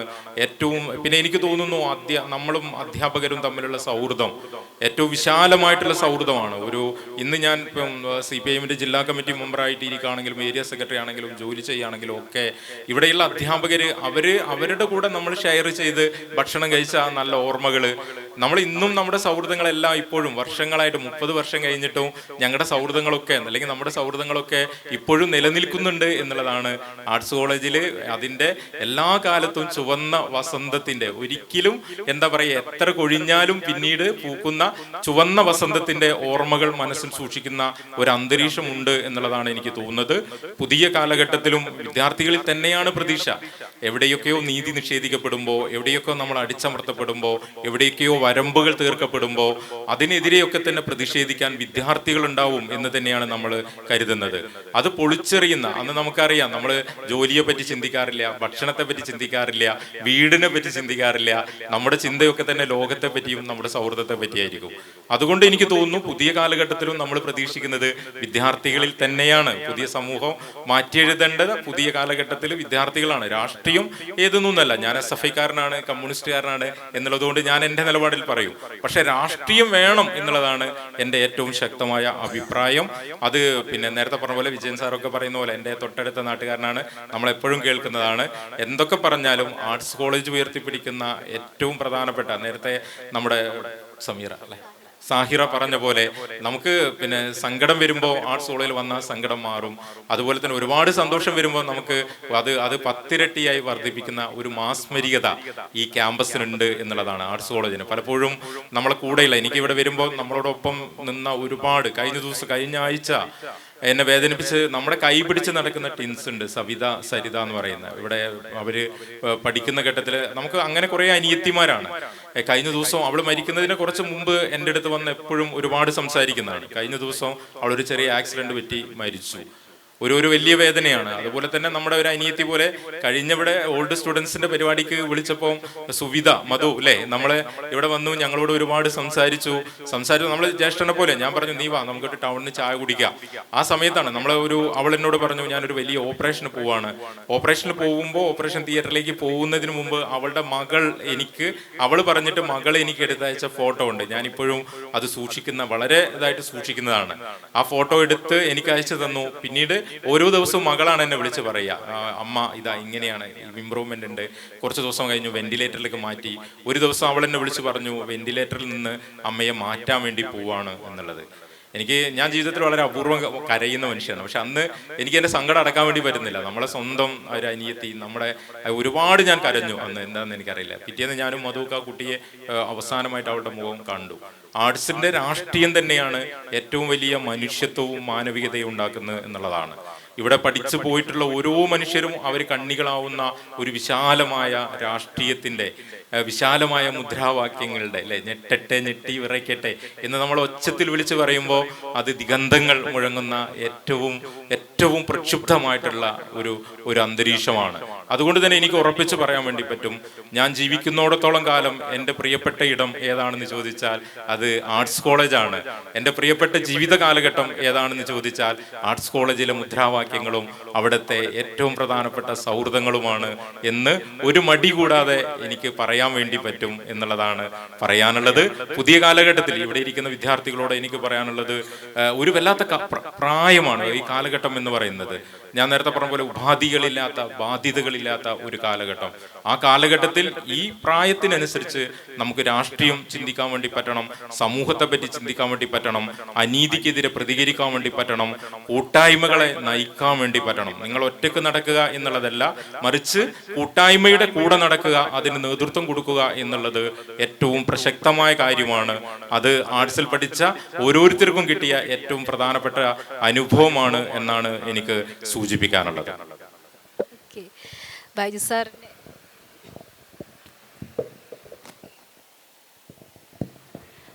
എൻ്റെ തൊട്ടടുത്ത് ഇവിടെ ഇരിക്കുന്ന ഒരു കവയിത്രിയാണ്. നമ്മുടെ കോളേജിൽ നിന്ന് ഇംഗ്ലീഷ് ലിറ്ററേച്ചറിൽ പാസ് ഔട്ട് ആയിട്ടുള്ള ക്ഷേമ മാം ഇപ്പം കോഴിക്കോട് ഇൻഷുറൻസ് ഓഫീസിൽ ഡെവലപ്മെന്റ് ഓഫീസറായിട്ട് വർക്ക് ചെയ്യുകയാണ്. അതേപോലെ പുഴയെ പ്രണയിക്കുമ്പോൾ കോങ്ങണ്ടി എന്ന 2 കവിതാ സമാഹാരങ്ങളും അതേപോലെ 2 യാത്രാ വിവരണ പ്രസിദ്ധീകരണങ്ങളും പ്രസിദ്ധീകരിച്ചിട്ടുണ്ട്. അതിൽ 2024 പ്രൊഫസർ മാത്യു ഉലകംതര അവാർഡും വയലാർ കവിതാ അവാർഡും ലഭിച്ച വ്യക്തിയാണ് ഞാൻ. ഇവിടെ ഈ ഒരു പരിപാടിനെ ഇങ്ങനെ ഒരു ഓർഗനൈസ് ചെയ്യുന്ന സമയത്ത് തന്നെ ക്ഷമ മാമിനെ കോൺടാക്ട് ചെയ്തിട്ടുണ്ടായിരുന്നു. അപ്പോൾ എന്നോട് ചോദിച്ചത്, ഈ ഹോംലാൻഡ് എന്ന് പറയുമ്പോൾ പലതരത്തിലുണ്ടല്ലോ, എന്താണ് കുട്ടി ഉദ്ദേശിക്കുന്നത്, എങ്ങനെയാണ് ഇത് ഏകോപനം നടത്തുന്നതെന്നൊക്കെ ചോദിച്ചിട്ടുണ്ടായിരുന്നു. അപ്പം ഞാൻ പറഞ്ഞു തന്നെ ക്ഷമ മാമിൻ്റെ എക്സ്പീരിയൻസ് എങ്ങനെയാണ് ഈ ആർട്സ് മാമിൻ്റെ എഴുത്തുകളിൽ പ്രതിഫലിക്കുന്നത് ഒന്ന് പറഞ്ഞു തരണം, ഞങ്ങൾക്കത് കേൾക്കണം എന്നാണ് ഞാൻ അന്ന് ക്ഷമ മാമിന് പറഞ്ഞിട്ടുണ്ടായിരുന്നത്. മാം അതൊന്ന് പറയുമോ, എങ്ങനെയാണ് ആർട്സ് നിങ്ങളുടെ എഴുത്തുകളിൽ പ്രതിഫലിക്കുന്നത്? എല്ലാവർക്കും നമസ്കാരം. ഇവിടെ ഇങ്ങനെ എൻ്റെ ഏറ്റവും പ്രിയപ്പെട്ട കോളേജിലിരുന്ന് ഇങ്ങനെ സംസാരിക്കാൻ സാധിച്ചു തന്നെ എനിക്ക് വലിയ സന്തോഷമാണ്. കാരണം നേരത്തെ സാഹിറ പറഞ്ഞു, ഒരു തറവാടാണ്. എന്നെ സംബന്ധിച്ചിടത്തോളം അങ്ങനെ തന്നെയാണ്. എൻ്റെ ജീവിതത്തിൽ എൻ്റെ ജനനം മുതൽ ഇന്ന് വരെയുള്ള, മരണം എന്ന് എനിക്ക് പറയാനായില്ലല്ലോ, ഇന്ന് വരെയുള്ള ജീവിതത്തിൽ എനിക്ക് ഏറ്റവും സന്തോഷം നൽകുക, ഏറ്റവും പ്രിയപ്പെട്ട, എന്നെ മാറ്റിമറിച്ച ഇടം എന്ന് പറയുന്നത് ആർട്സ് കോളേജാണ്. നമ്മളിങ്ങനെ വളരെ ക്ലീശയായിട്ട് പറയാറുണ്ട്, ഓർമ്മകൾ പച്ചച്ച് നിൽക്കുകയെന്ന്. സത്യം പറഞ്ഞാൽ അക്ഷരാർത്ഥത്തിൽ അത് ശരിയായിട്ടുള്ളത് ആർട്സ് കോളേജിലാണ്. ഇപ്പൊ 30 വർഷം കഴിഞ്ഞു ഇവിടം വിട്ടു പോയിട്ട്, എന്നിട്ട് 3 ദിവസമേ ആയിട്ടുള്ളൂ ഇവിടെ നിന്ന് ഇറങ്ങിയിട്ട് എന്നുള്ള മട്ടിലാണ് നമ്മുടെ മനസ്സിൽ ആർട്സ് ഉള്ളത്. ഇവിടെ നിന്ന് ഇറങ്ങിയതിന് ശേഷം ജീവിതത്തിൽ ഒരുപാട് ദുരന്തങ്ങൾ ഉണ്ടായി, പല മേഖലകളിൽ നമ്മൾ ജോലി ചെയ്തു, ഉപരിപഠനം നടത്തി. അപ്പോഴൊക്കെ തന്നെയും എന്ത് വേദനകൾ ഉണ്ടെങ്കിലും, എന്തെല്ലാം വിഷമങ്ങൾ ഉണ്ടെങ്കിലും, അപ്പോഴൊക്കെയും ഒരു സാന്ത്വന ലേപനം പോലെ എപ്പോഴും നിൽക്കുന്നത് ആർട്സ് കോളേജാണ്. ഇപ്പൊ എഴുത്തുമായി ബന്ധപ്പെട്ട് പറയുമ്പോൾ ഞാൻ ചെറുപ്പത്തിലെ ഒരു 5ാം ക്ലാസ്സൊക്കെ മുതൽ തന്നെ കവിത എഴുതാൻ തുടങ്ങിയിട്ടുണ്ട്. പിന്നെ വിവരങ്ങളൊക്കെ അതിന് ശേഷം യാത്രകളൊക്കെ ചെയ്തു തുടങ്ങിയപ്പോഴാണ് പിന്നെ എഴുതാൻ തുടങ്ങിയിട്ടുള്ളത്. അപ്പോൾ ചെറുപ്പത്തിൽ നമ്മൾ ഒരുപാട് ഞങ്ങളുടെ ഒരു സ്കൂളിലെ ലൈബ്രറി എന്ന് പറയുന്നത് നല്ലൊരു അധ്യാപികയായിരുന്നുകൊണ്ട് കുട്ടികൾക്ക് ഇഷ്ടം മാതിരി പുസ്തകങ്ങളൊക്കെ കൊടുക്കും. പല സ്കൂളിലുള്ള മാതിരി ലൈബ്രറി പൂട്ടി വെക്കാനുള്ളതാണ് എന്നുള്ള ഒരു മനോഭാവം അവർക്കില്ലായിരുന്നു. അപ്പോൾ അന്ന് ഒരുപാട് പുസ്തകങ്ങൾ പൊറ്റക്കാടിൻ്റെ ആയാലും അന്ന് MDയുടെ വിലാസിനിയുടെ തകഴിയുടെ ഒക്കെ ഒരുപാട് വായിച്ച് അതിനുശേഷം 10ാം ക്ലാസ് കഴിഞ്ഞ് പിന്നെ ഞാൻ പഠിക്കുന്നത് മമ്പാട് MES കോളേജിലാണ്. മലപ്പുറം ജില്ലയിലെ ഒരു കോളേജാണ് മമ്പാട് MES. അവിടെ നിന്നും പഠിച്ച് അവിടെ ഇപ്പം നേരത്തെ സാറ് പറഞ്ഞ പോലെ രാഷ്ട്രീയം എന്ന് പറയുന്നത് അവിടെ SFI എന്ന് പറയുന്ന വളരെ കുറച്ച് ആളുകളെ ഉണ്ടായിരുന്നുള്ളൂ. മറ്റ് മുൻതൂക്കം എന്ന് പറയുന്നത് UDFനായിരുന്നു. അപ്പൊ അവിടെ പഠിച്ച് അവിടെ പക്ഷെ ആ കുറച്ച് ആളുകൾ എന്ന് പറഞ്ഞത് അവിടെ ഒരു ശക്തമായ ഒരു രാഷ്ട്രീയം തന്നെയാണ് ആ കുറച്ച് ആളുകൾക്കിടയിൽ ഉണ്ടായിരുന്നത്. അപ്പൊ അതിനുശേഷം അവിടെ പഠിച്ചതിന് ശേഷം ആണ് ഞാൻ ഡിഗ്രിക്ക് ഇവിടെ ആർട്സ് കോളേജിൽ വന്ന് ചേരുന്നത്. ആർട്സ് കോളേജിൽ വന്നു കഴിഞ്ഞപ്പോൾ എൻ്റെ അനുഭവം എന്ന് പറയുന്നത് വളരെ വ്യത്യസ്തമായിട്ടുള്ള ഒരു കോളേജ്. ഞാൻ അന്ന് വരെ പഠിച്ച ഇടങ്ങളിൽ നിന്നൊക്കെ വളരെ വ്യത്യസ്തമായി അനുഭവങ്ങൾ സമ്മാനിച്ച ഒരിടമാണ്. അത് എഴുത്തിലാണെങ്കിലും ശരി, വായനയിലാണെങ്കിലും ശരി, മനോഭാവത്തിലാണെങ്കിലും ശരി, ചിന്തയിലാണെങ്കിലും ശരി. സത്യത്തിൽ ഞാനാകെ മാറിപ്പോയി എന്നുള്ളതാണ് വാസ്തവം. അത് എങ്ങനെ എനിക്ക് പറഞ്ഞ് ഫലിപ്പിക്കണം എന്നറിയില്ല.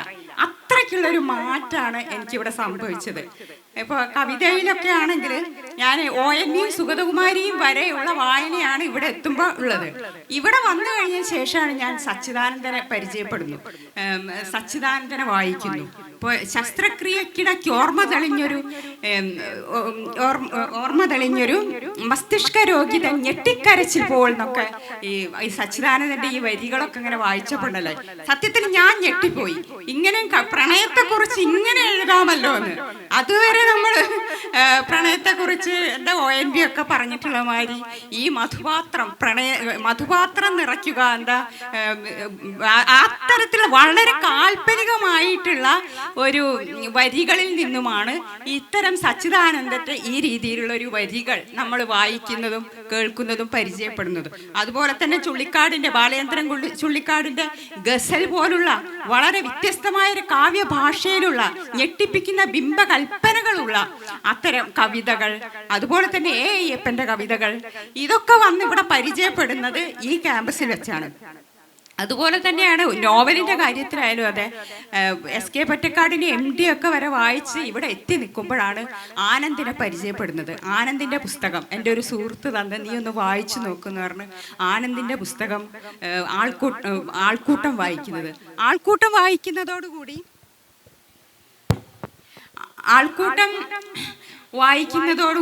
എന്താ പറയുക, എൻ്റെ എല്ലാ സങ്കല്പങ്ങളും അങ്ങോട്ട് തകിടം മറിയുക ചെയ്യുന്നത്.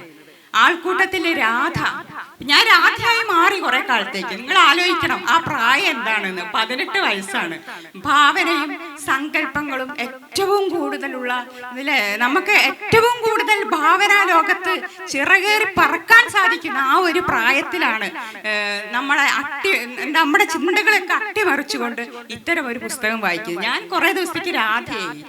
ബസ്സിലിരുന്നൊക്കെ 1 മണിക്കൂർ മഞ്ചേരിയിൽ നിന്ന് യാത്ര ചെയ്യുമ്പോൾ ബസ്സിലിരുന്ന് ഇങ്ങനെ വായിക്കുക ആൾക്കൂട്ടം. ഇവിടെ ക്യാമ്പസിൽ ബസ് ഇവിടെ ഇറങ്ങിക്കഴിഞ്ഞാൽ പിന്നെ ഞാൻ ഇവിടുത്തെ ഒരു വിദ്യാർത്ഥിയാണെന്നുള്ള ആ ഒരു ബോധമൊന്നും അപ്പം എനിക്കില്ല. അപ്പം ഞാൻ വിചാരിക്കുന്നത് ഞാൻ രാധയാണ് എന്നാണ്. ജോസഫിനെയൊക്കെ ഞാൻ കുറേ കാലം ഇഷ്ടപ്പെട്ട് നടന്നു സങ്കല്പ കാമുകനായിട്ട്. അത്തരം ഒരു ചിന്തയിലേക്ക് മാറിപ്പോയി. അതുപോലെ തന്നെ OV വിജയന്റെ ഖസാക്കിന്റെ ഇതിഹാസം, അതിലെ കഥാപാത്രങ്ങൾ, അതുപോലെ M മുകുന്ദന്റെ ഹരിദ്വാറിൽ മണിമുഴങ്ങുന്നൊക്കെ ഇവിടുന്നാ വായിച്ചത്. അന്ന് ഞാൻ മനസ്സിൽ കരുതി എനിക്കൊന്ന് ഹരിദ്വാറിൽ പോകണമെന്ന്. പക്ഷെ അതിനുശേഷം പിന്നീട് ഞാൻ പലവട്ടം ഹരിദ്വാറിൽ പോകാൻ എനിക്ക് സാധിച്ചു. അങ്ങനെ കവിതയാണെങ്കിലും നോവലാണെങ്കിലും എല്ലാം തന്നെ നമ്മുടെ അതുവരെ നമ്മൾ പരിചയിച്ചു പോയ ഇടത്തിൽ നിന്നും വളരെ വ്യത്യസ്തമായ ഒരു അനുഭവം ഇവിടുന്ന് ഉണ്ടാവുകയാണ്. ഇവിടുത്തെ ഈ എന്താ നമ്മളിപ്പോൾ സിനിമയിൽ ഇപ്പം പത്മരാജന്റെ ഒക്കെ സിനിമയിൽ തൂവാനത്തുമ്പികളിലൊക്കെ മഴ ഒരു കഥാപാത്രമായിട്ട് വരുന്നുണ്ട് അല്ലേ. അപ്പൊ ആർട്സ് കോളേജിന്റെ ഒരു കഥ എഴുതുകയാണെങ്കിൽ ഇവിടുത്തെ ഈ മരങ്ങളും മരച്ചുവടുകളും വരാന്തകളും അതിലേറ്റവും പ്രധാനപ്പെട്ട ഒരു കഥാപാത്രങ്ങളായിരിക്കും. കാരണം ഇവിടെ ഈ വിദ്യാർത്ഥികളുടെ ചിന്തകൾ, ഇവിടെ പഠിക്കുന്ന വിദ്യാർത്ഥികളുടെ ചിന്തകൾ രൂപപ്പെടുന്നത് ഈ മരച്ചുവടുകളിലും വരാന്തകളിലും ഒക്കെയാണ്. യഥാർത്ഥ പഠനം നടക്കുന്നത് ക്ലാസ് മുറികളിലല്ല എന്നുള്ളത് അക്ഷരാർത്ഥത്തിൽ തെളിയിച്ചത് സത്യം പറഞ്ഞാൽ ആർട്സ് കോളേജാണ്. ഞങ്ങളൊന്നും ക്ലാസ്സിലല്ല ഒന്നും പഠിച്ചതൊക്കെ പുറത്താണ്. മരച്ചുവടുകളിലിരുന്ന്, വരാന്തകളിലിരുന്ന് വളരെ ബൗദ്ധികമായി ചിന്തിക്കുന്ന വിദ്യാർത്ഥികൾ അന്ന് ഇവിടെ ഉണ്ടായിരുന്നു. ഒരു 10 പുസ്തകം വായിക്കുന്നതിന്റെ ഫലമായിരുന്നു ഏതാനും സമയം അവരുമായിട്ട് ചർച്ച ചെയ്യുമ്പോൾ ഉണ്ടാവുന്നത്. അപ്പൊ കാമുവും കാഫ്കയൊക്കെ എന്താണെന്ന് അന്നൊന്നും അറിയില്ല. ഇവിടെ വന്നതിന് ശേഷമാണ് ഇവരെ ഇത്തരത്തിലുള്ള പരിചയങ്ങൾ, ഈ രീതിയിലുള്ള ചിന്തകളൊക്കെ തമ്മിൽ ഉണ്ടാവുന്നത്. അത് കവിതയാണെങ്കിലും, ഇപ്പൊ ഞാൻ നേരത്തെ പറഞ്ഞു, സച്ചിദാനന്ദനാണെങ്കിലും ചുള്ളിക്കാണെങ്കിലും ഏത് കവികളെയൊക്കെ തന്നെ പരിചയപ്പെടുന്നത് ഇവര് തരുന്ന പുസ്തകത്തിലുള്ള ഒരു തരം കടം വാങ്ങലായിരുന്നു. പിന്നെ ഒരു എന്താ പറയുക, അങ്ങോട്ടേക്ക് ഒരു പുസ്തകം കൊടുക്കുന്നു, അതിന് പകരം ഇങ്ങോട്ടൊരു പുസ്തകം തരുന്നു. അങ്ങനെ പുസ്തകങ്ങൾ പരസ്പരം കൈമാറി ആ രീതിയിൽ ആ പുതിയ പുസ്തകങ്ങളെ കുറിച്ച് ചർച്ച ചെയ്ത് അടികൂടി ഇങ്ങനെയൊക്കെയായിരുന്നു അന്നത്തെ ഞങ്ങളുടെ ഇവിടുത്തെ ഒരു ജീവിതം എന്ന് പറയുന്നത്. പിന്നെ ഈ എഴുത്തുമായി ബന്ധപ്പെട്ട് പറയുമ്പോൾ മറ്റൊരു പ്രധാന കാര്യം പറയാനുള്ളത് കത്തെഴുത്തിനെ കുറിച്ചാണ്. കത്തെഴുത്ത് എന്ന് പറയുന്നത് ശരിക്കും ഒരു സർഗാത്മക പ്രക്രിയ തന്നെയായിരുന്നു ആർട്സ് കോളേജിനെ സംബന്ധിച്ചിടത്തോളം. അന്നേരം നമുക്കറിയാം, നമുക്കൊരു ലാൻഡ് ഫോൺ പോലും ഇല്ലാത്തൊരു കാലമാണത്. ഒരു വീട്ടിലും ലാൻഡ് ഫോൺ പോലും അന്നത്തെ കാലത്തില്ല, 90കളിലൊന്നും തന്നെ. പിന്നെ ബന്ധപ്പെടാനുള്ള ഏക വഴി എന്ന് പറയുന്നത് കത്തുകൾ എഴുതുക. അപ്പോൾ 10 ദിവസത്തെ ക്രിസ്മസ്, ഓണാവധി, അതുപോലെ തന്നെ സ്റ്റഡി ലീവ്, ആ സമയത്തൊക്കെ ഞങ്ങൾ കത്തെഴുതും. എങ്ങനെയാണ്, കാർഡിൽ ഇല്ലൻ്റെ ഒക്കെ വാങ്ങാൻ കുറച്ചുകൂടി പൈസ കൊടുക്കണം. അപ്പൊ കാർഡാണ് അന്ന് 10 പൈസ മതി. ആ 10 പൈസക്ക് കാർഡ് വാങ്ങിച്ചിട്ട് അതിലിങ്ങനെ കുനുകുനാന്ന് ചെറുതാക്കി എഴുതി അയക്കും. അപ്പൊ പോസ്റ്റ്മാനി അപ്പൊ ഈ കാർഡല്ല, ഇതൊക്കെ വായിച്ചിട്ടാണ് തരിക. കാരണം കാർഡായതുകൊണ്ട് വായിക്കാമല്ലോ. അപ്പൊ ഇപ്പോഴത്തെ കുട്ടികൾ ചിലപ്പോൾ കാർഡും ഇല്ലൻറ്റും കാണാത്ത കുട്ടികളും ഉണ്ടാവും. അപ്പൊ അതിന്റെ ആവശ്യമില്ല. അപ്പോൾ എനിക്കൊക്കെ എത്രയോ കത്തുകൾ വന്നത് ഞാൻ സൂക്ഷിച്ചു വെച്ചിട്ടുണ്ട്. നന്നായി എഴുതുകയും വായിക്കുകയും ചെയ്യുന്ന കുറേ സുഹൃത്തുക്കൾ എനിക്കുണ്ടായിരുന്നു. ആ കത്തുകളൊക്കെ ശരിക്കും വായിച്ചു കഴിഞ്ഞാണ്ടല്ലോ, അത് പ്രസിദ്ധീകരണ യോഗ്യമായ കത്തുകളാണ് അവയൊക്കെ. പിന്നെ എനിക്ക് കവികളായിട്ടുള്ള സുഹൃത്തുക്കൾ ഉണ്ടായിരുന്നു. ഞങ്ങളൊക്കെ തമ്മിൽ അങ്ങോട്ടും ഇങ്ങോട്ടും സന്ദേശങ്ങൾ കൈമാറുന്നത് അന്ന് കവിതകളിലൂടെയായിരുന്നു. സത്യം പറഞ്ഞാൽ അന്ന് ഞാൻ എഴുതിയ കവിതകളാണ് യഥാർത്ഥ കവിതകൾ എന്ന് എനിക്ക് തോന്നിയിട്ടുള്ളൂ. അതിനു മുന്നോ അതിനു പിന്നോ എനിക്ക് ശരിയായ കവിതകൾ എഴുതാൻ കഴിഞ്ഞിട്ടില്ല എന്നാണ് എനിക്ക് തോന്നാറ്. എൻ്റെ ആദ്യത്തെ പുസ്തക സമാഹാരത്തെ കുറിച്ച് ഇവിടെ പറഞ്ഞു, പുഴയെ പ്രണയിക്കുമ്പോൾ. ആ പുഴയെ പ്രണയിക്കുമ്പോൾ എന്നുള്ള ആ കവിതാ സമാഹാരത്തിലെ കവിതകൾ ഒട്ടുമിക്കതും 80% 90കളിൽ എഴുതിയ കവിതയാണ്. പിന്നെ 2000 എഴുതിയ 2 വളരെ കുറച്ച് കവിതകളേ ഉള്ളൂ. അപ്പൊ അത് വായിച്ചിട്ട് എന്നോട് പലരും പറഞ്ഞത്, ക്ഷേമേ 90കളിൽ എഴുതിയ ആ കവിതയില്ലേ, അതാണ് സൂപ്പർന്ന്. കാരണം അതങ്ങനെ ആവുള്ളൂ. കാരണം ഏറ്റവും ഹൃദയത്തിൽ നിന്ന് എഴുതിയ കവിതകളാണ് അന്നൊക്കെ. അത്രയും ഫീലിങ്സ് എഴുതിയിട്ടുള്ള കവിതകളാണ് അന്നൊക്കെ. അതിനുശേഷം എനിക്ക് തോന്നുന്നു പിന്നീട് കവിത എഴുതുന്നു എന്ന് പറഞ്ഞാലും അതുപോലെ ഏകാഗ്രമായിട്ട് ഹൃദയം നിറഞ്ഞ് ഞാൻ പിന്നീട് എഴുതിയിട്ടില്ല. ഈ ക്യാമ്പസാണ് എൻ്റെ എഴുത്തിനെ മാറ്റിമറിച്ച്, ചിന്തകളെ മാറ്റിമറിച്ചത്. ഇവിടെ വരുമ്പോൾ ഞാൻ അത്യാവശ്യം ഈശ്വരവിശ്വാസിയായ ഒരാളായിരുന്നു. ആർട്സ് കോളേജിൽ വരുമ്പോൾ, ആർട്സ് കോളേജിൽ നിന്ന് പോകുമ്പോഴേക്കും ഞാൻ എൻ്റെ ഈശ്വരവിശ്വാസമൊക്കെ ഉപേക്ഷിച്ച് ഒരു നിരീശ്വരവാദിയായി മാറി. അത്ര എൻ്റെ ചിന്തകൾ മാറി മറിഞ്ഞു. അതിനുശേഷം പിന്നെ ജീവിതം പിന്നെയും ഇടയ്ക്കൊക്കെ ദൈവമേ എന്ന് വിളിക്കാൻ എന്നെ പലപ്പോഴും പ്രേരിപ്പിച്ചിട്ടുണ്ട്. അത് വേറെ കാര്യം. പക്ഷെ ഇവിടുന്ന് ഇറങ്ങി പോകുന്ന സമയത്ത് ഞാനൊരു അവിശ്വാസിയായ ഒരാളായിട്ടായിരുന്നു. ഒരു ഈശ്വരവിശ്വാസിയെ അവിശ്വാസിയാക്കണമെങ്കിൽ എത്രമാത്രം ആ ക്യാമ്പസ് അവരെ സ്വാധീനിച്ചിരിക്കണം എന്നൊന്ന് ആലോചിച്ച് നോക്കൂ. പിന്നെ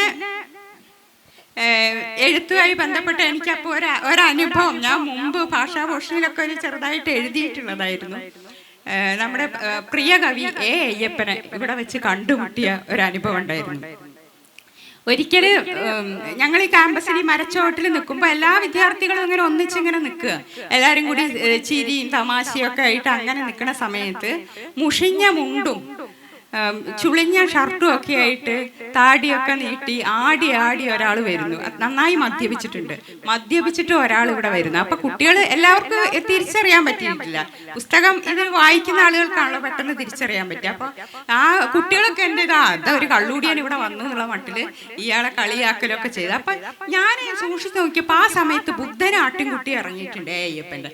അതിൽ ഈ ഫോട്ടോ കണ്ട ഓർമ്മയുണ്ട്. അപ്പൊ ഞാൻ ചെന്ന് അടുത്തെന്ന് ചോദിച്ചു, ബുദ്ധനും ആട്ടിൻകുട്ടിയും പ്രവാസിയുടെ ഗീതവും ഒക്കെ എഴുതിയ കവിയല്ലേ അങ്ങ് ചോദിച്ചു. ഭയങ്കര സന്തോഷമായി. കാരണം എഴുതുന്ന ഒരാളെ സംബന്ധിച്ച് തിരിച്ചറിയപ്പെടുക എന്നുള്ളത് എഴുതുന്ന ആർക്കും അങ്ങനെ ഉണ്ടാവും. തിരിച്ചറിയപ്പെടുക എന്നുള്ളത് ഒരു വലിയ സന്തോഷം നൽകുന്ന ഒരു കാര്യമാണ്. അപ്പൊ എൻ്റെ കൈ പിടിച്ചിട്ട് ഒരു ഉമ്മ വെച്ചിട്ട് ഭയങ്കര സന്തോഷം, നോക്ക് എനിക്ക് സന്തോഷമായി എന്ന് പറഞ്ഞിട്ട് മീരാ ഭജന്റെ ഒരു കാസറ്റ് എടുത്ത് കയ്യിൽ തന്നു. എന്നിട്ട് എന്നോട് പറഞ്ഞു, ഇതാ ഇങ്ങനത്തെ സ്റ്റിക്കർ പൊട്ട് അല്ല കേട്ടോ തൊടേണ്ടത്, എൻ്റെ പെങ്ങള് തൊടുന്നത് ചാന്തുപൊട്ടാണ്, അങ്ങനത്തെ പൊട്ട് തൊടണം എന്നൊക്കെ പറഞ്ഞ് വളരെ സന്തോഷത്തോടെ സങ്കടവും എന്താ സമ്മിശ്രമായ ഒരു അവസ്ഥയിൽ ഈ ക്യാമ്പസ് വിട്ടിട്ട് അദ്ദേഹം ഇറങ്ങിപ്പോയി. അപ്പോൾ അയ്യപ്പൻ ആദ്യമായി കണ്ട ഒരു അനുഭവം എപ്പോഴെങ്കിലും അവസരം കിട്ടുമ്പോഴൊക്കെ ഞാൻ അങ്ങനെ പറയാറുണ്ട്. അതൊക്കെ ഓർമ്മയെന്ന് എനിക്ക് ജീവിതത്തിൽ ഒരിക്കലും മറക്കാൻ പറ്റാത്ത കാര്യങ്ങൾ. ഇനി എത്ര പറഞ്ഞാലും തീരാത്ത അനുഭവങ്ങളാണ്. അപ്പൊ ഇനിയിപ്പോ അടുത്ത ആൾക്ക് സംസാരിക്കണമല്ലോ, അതുകൊണ്ട് ഞാൻ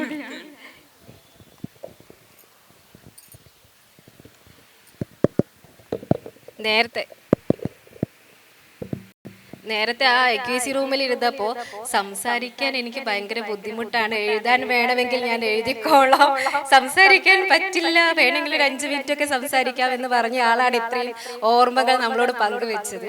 അടുത്തത് ഒരു പോസ്റ്റാണ് ഞാൻ വായിക്കാതെ, എന്നിട്ട് ഞാൻ അടുത്തതിലേക്ക് പോകാം. ആർട്സിനെ പറ്റി. ആർട്സിൽ ലക്കും ലഗാനും ഇല്ലാതെ ജീവിച്ച കാലത്തെക്കുറിച്ച്, അക്കാലത്തെ കൂട്ടുകാരെ കുറിച്ച്, രാഷ്ട്രീയത്തെ കുറിച്ച്, തമാശകളെ കുറിച്ച്, പ്രണയത്തെക്കുറിച്ച്, മുറിച്ചാൽ മുറിയാത്ത ഹൃദയബന്ധങ്ങളെ കുറിച്ച്, നാടകവും നൃത്തവും NCCയും പുസ്തകങ്ങളും പകുത്തെടുത്ത ദിനങ്ങളെക്കുറിച്ച്, പ്രിയപ്പെട്ട അധ്യാപകരെ കുറിച്ച്, പിൽക്കാലത്തെ അധ്യാപന ജീവിതത്തെക്കുറിച്ച് ഒരു ജന്മം മുഴുവൻ പറഞ്ഞാൽ തീരാത്ത കഥകളുണ്ട്. അതൊക്കെ ഒരു നേരം കൊണ്ട് എങ്ങനെ പറയും? സ്റ്റാലിൻ ദാസ് ഞങ്ങളുടെ മലയാളത്തിലെ പ്രിയപ്പെട്ട അധ്യാപകനായിരുന്നു. ഇപ്പം തിരൂർ ഗവൺമെന്റ് കോളേജിലാണ് വർക്ക് ചെയ്യുന്നത്. ഞാൻ ഈ ഒരു സെഷൻ ഞങ്ങളിവിടെ ഡിസ്കസ് ചെയ്യുന്ന സമയത്ത് എൻ്റെ ഒരു ജൂനിയർ പറഞ്ഞു, സ്റ്റാലിൻ മാഷ് മലയാളത്തിലെ സാറല്ലേ, ആ സാറ് ക്ലാസ്സിന് ഒരു പ്രത്യേകത ഉണ്ടായിരുന്നു. പക്ഷെ എന്താ അങ്ങനെ ഒരു പ്രത്യേകത? മലയാളത്തിലെ കുട്ടികൾ മാത്രമല്ല, പല ഡിപ്പാർട്ട്മെന്റിലെ കുട്ടികളും കയറി ഇരുന്ന് കേട്ടിട്ടുള്ള ഒരു ക്ലാസ് ആണ് അദ്ദേഹത്തിൻ്റെത് എന്നുള്ളത്. അത് എനിക്കൊരു എക്സാജറേഷൻ ആണോ അതോ അങ്ങനെ സംഭവിച്ചതാണോ എനിക്കറിയില്ല. പക്ഷേ സാറ് തന്നെ പറയട്ടെ, സാറിന്റെ വിദ്യാർത്ഥി ജീവിതവും അധ്യാപക ജീവിതവും എങ്ങനെയായിരുന്നു ആർട്സിൽ. ഇപ്പൊ പിന്നെ ഞാനിപ്പം പറഞ്ഞ ഒരു സാധനവും എന്താ പറയാ, മറ്റ് ഡിപ്പാർട്ട്മെന്റിലെ കുട്ടികൾ വരെ കേൾക്കാൻ ആഗ്രഹിച്ച ആ ക്ലാസ് ആയിരുന്നു സാറിന്റെ. ആ ഒരു കാര്യവും കൂടി സാർ ഒന്ന് പറയൂ. സാഹിർ പറഞ്ഞൊരു കാര്യം, ഞാൻ ഈ പോസ്റ്റ് സാഹിറുടെ വായിക്കുമായിരുന്നെങ്കിൽ ഒരു കാരണവശാലും ആ പോസ്റ്റ് എഴുതരുത്.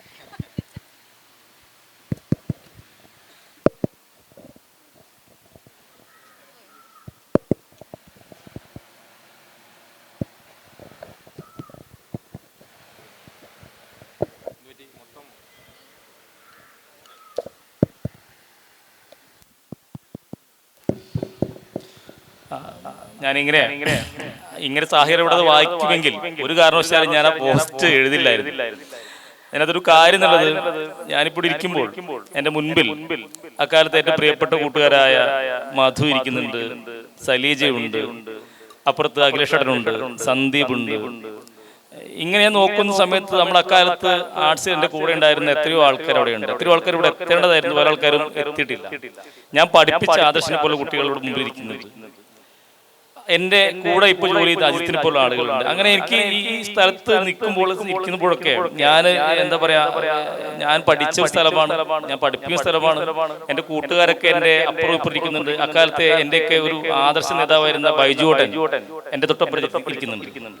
അപ്പൊ ഇങ്ങനെ എന്താ പറയാ, ആർട്സിന് ഇറങ്ങിപ്പോത്തൊരു മനുഷ്യനാണ് ഞാൻ.